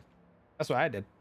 I said, "Hey Brett, this shop that sells anything, that sells uncommon magic items, does it have an all-purpose multi-tool +1 or +2?" And he said, "It has a +1." And I said, "I'm buying that."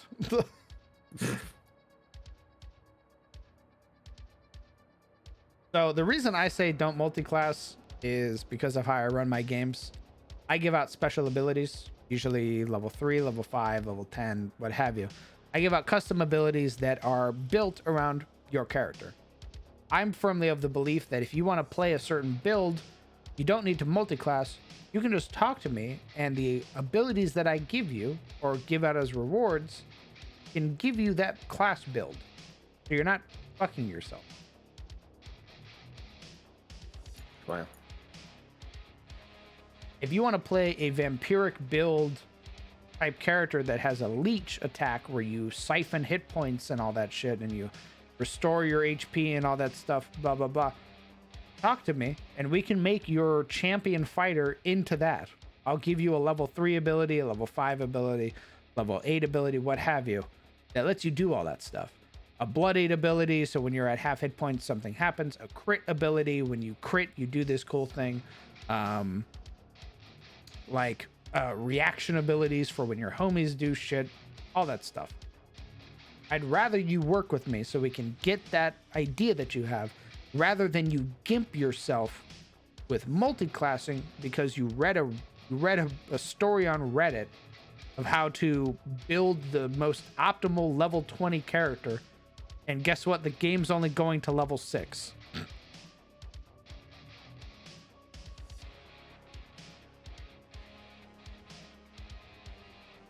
I would never.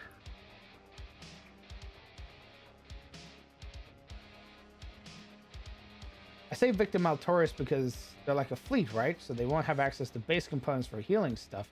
So they develop tech. Well, they do have blood, because remember the bloodied the Hemophant Dominus is literally getting drained for his blood and being used for healing magic.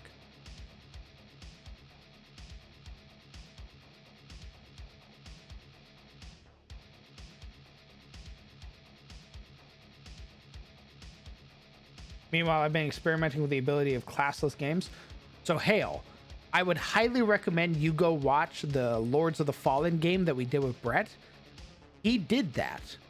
He did a classless game where your items gave you your class abilities. So, like, I could change out my breastplate for, like, this tunic. And the tunic gave me rage and danger sense, while the breastplate gave me aura of sanctuary and some other shit.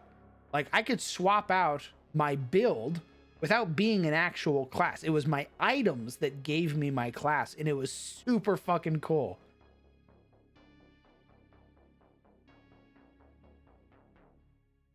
That sounds so much better. I just want to rage as an Oath of Vengeance Paladin. Yeah, man. If you were a player in my game and you were like, I want to rage, I want to be able to rage like a barbarian as an Oath of Vengeance Paladin, I'd be like, all right, let's see how you play, and then I'll build an ability based off your character. So let's say by the time you get to your shit, I go, all right, cool. At half hit points, when you become bloodied, you activate, Wrath of the Righteous. And for however many charges of lay on hands that you have, you can get that many rounds of resistance to bludgeoning, piercing, and slashing. So for every round that you want to keep up that bonus, you have to consume a charge of lay on hands. Once you run out of the resistance.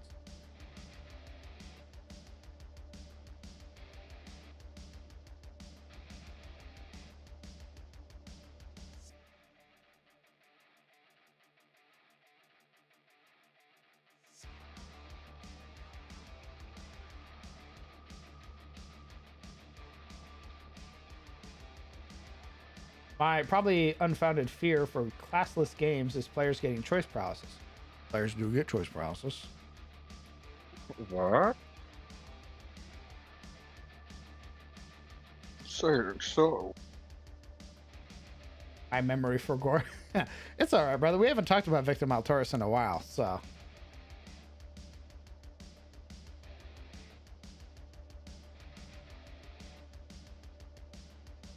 That's how Remnant 1 and 2 works?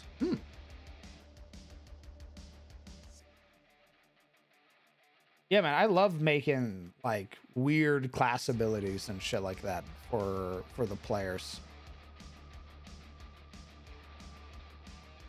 Marana never used it. But she has an ability called the Blood Wraith, where she could transform into a wraith and gain like resistances to damage when she passed through creatures. She could learn about a creature's weakness if they failed like a certain save. She became like amorphous for like 5 minutes, so she could pass through like cracks as big as an inch. I love making all that shit. I thought that was cool as fuck.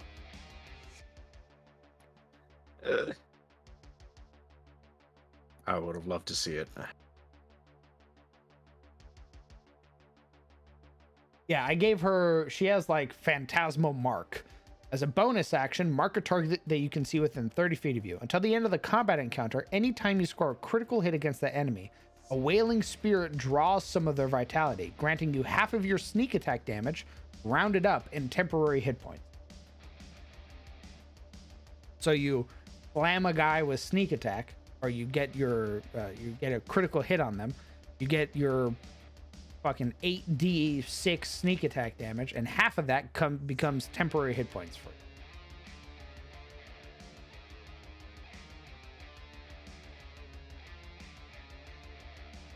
I gave her the blood. While you are bloodied in an encounter, your vampiric bite becomes more draining.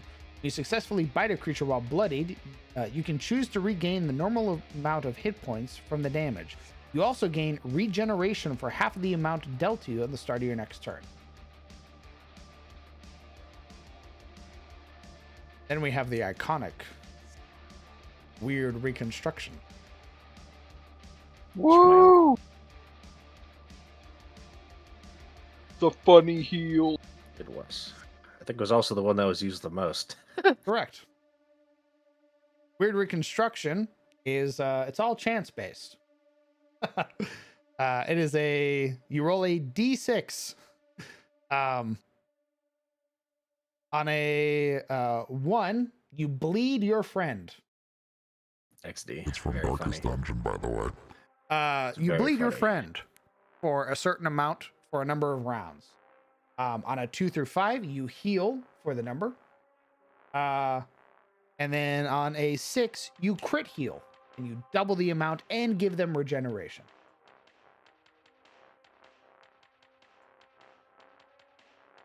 Maybe too specific, but I saw 4E had a whole vampire class, and I found it very interesting. That's what I used for Morana's abilities. I just kept taking from the vampire class and vampire lord in 4th edition. By the way, if you ever want cool shit and you really want some really dope stuff, talk to your DM. Tell them to look at 4th edition. They'll probably give you something really sick from it.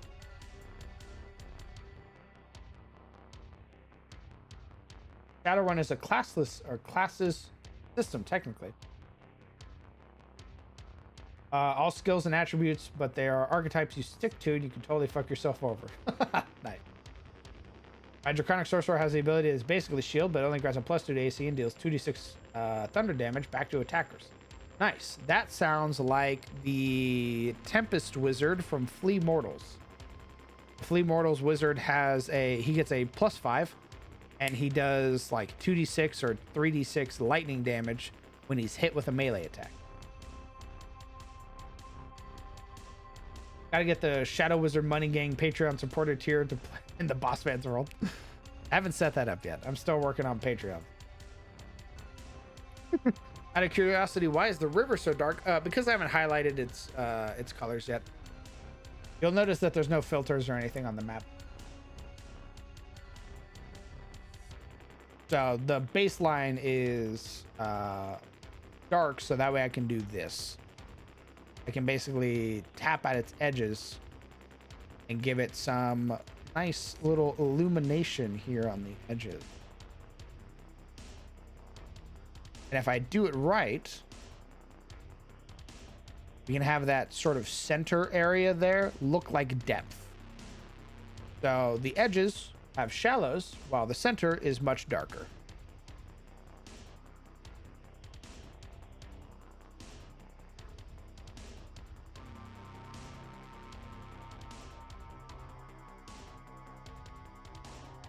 Art!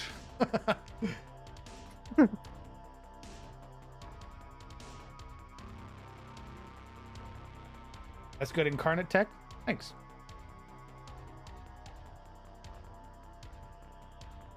It's how I like to do water. Good water map. Yeah, like here. So you can see we have obviously our lighter shallows, which are very bright blue. And then the deeper you get in, the more the gradient changes. So you see we have like a lighter blue here and then a deep blue towards the end. And the way I do that is I do a dark base, and then I will set my opacity down to like 30, and then I'll just sweep it over. And then once I get closer to the shore, I sweep it over again until I get a very bright color, so it contrasts against the much darker depth. What's another one I did that? Oh yeah, like here. So you'll notice you have a much lighter outside on the sort of algae riddled water. But the closer to the center you get this very deep, almost depth-like feel where everything almost feels like it's sinking into the center. That's what I wanted.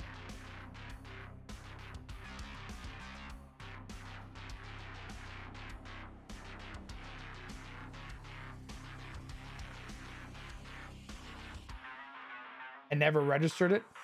That's all right, brother. I do it for every map. I'd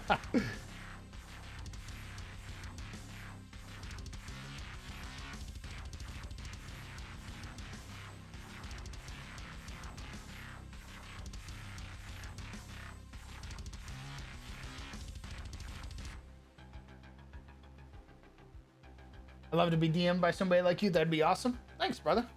Appreciate that. My hope is eventually in the near... Oh, I can't say no. Hello? Hi. Oh, there he is. Oh, that was wild. Yeah, you died for a moment. My OBS died. It shitted in its pants. Oh my god. You.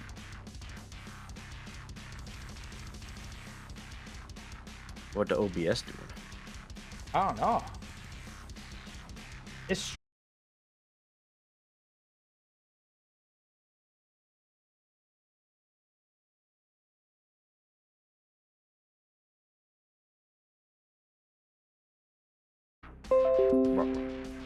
Oh God. You guys hear me?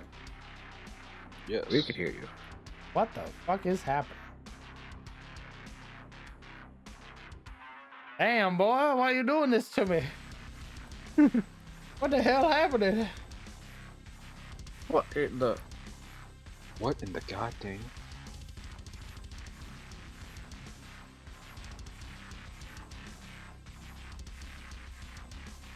Jesus.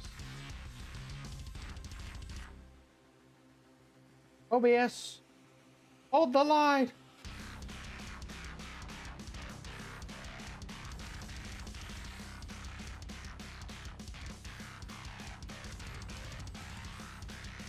All right, we're gonna try and save.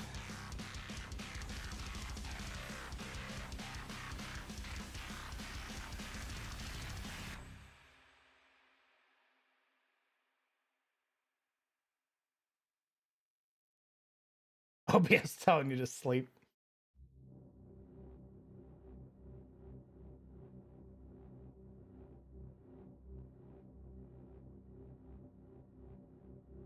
If it does it again, I might just go to bed. Or not go to bed, but I might just call stream.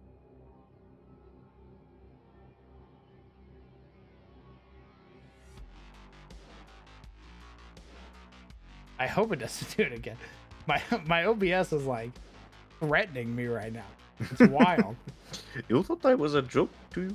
I'm watching like my fucking bit rate just slam to the ground. Oh my god. So if it does it again, then well, we'll call the stream then. Yeah, we are still gonna stream tomorrow. We are still gonna stream on Sunday. I did promise a double feature, so.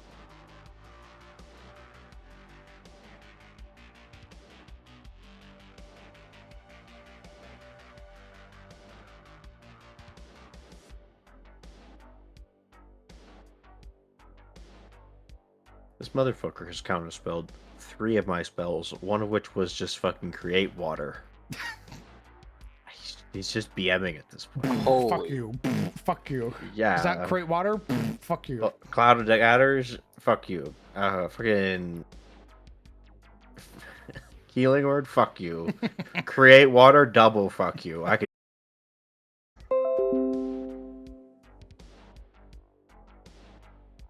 No. No. Awesome.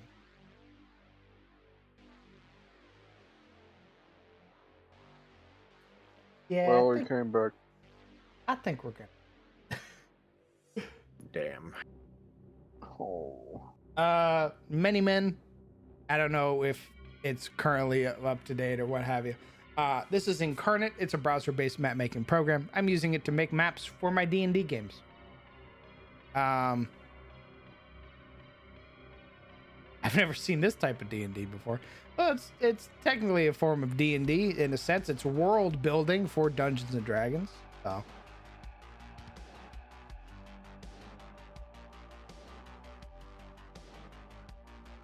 Hey, Agatine, how's the map going? I think the map's going pretty well.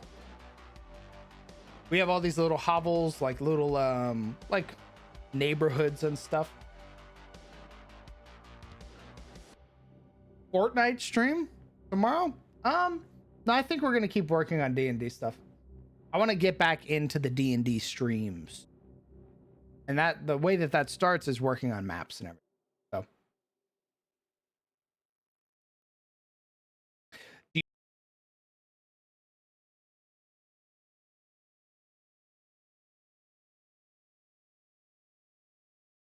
Really bad.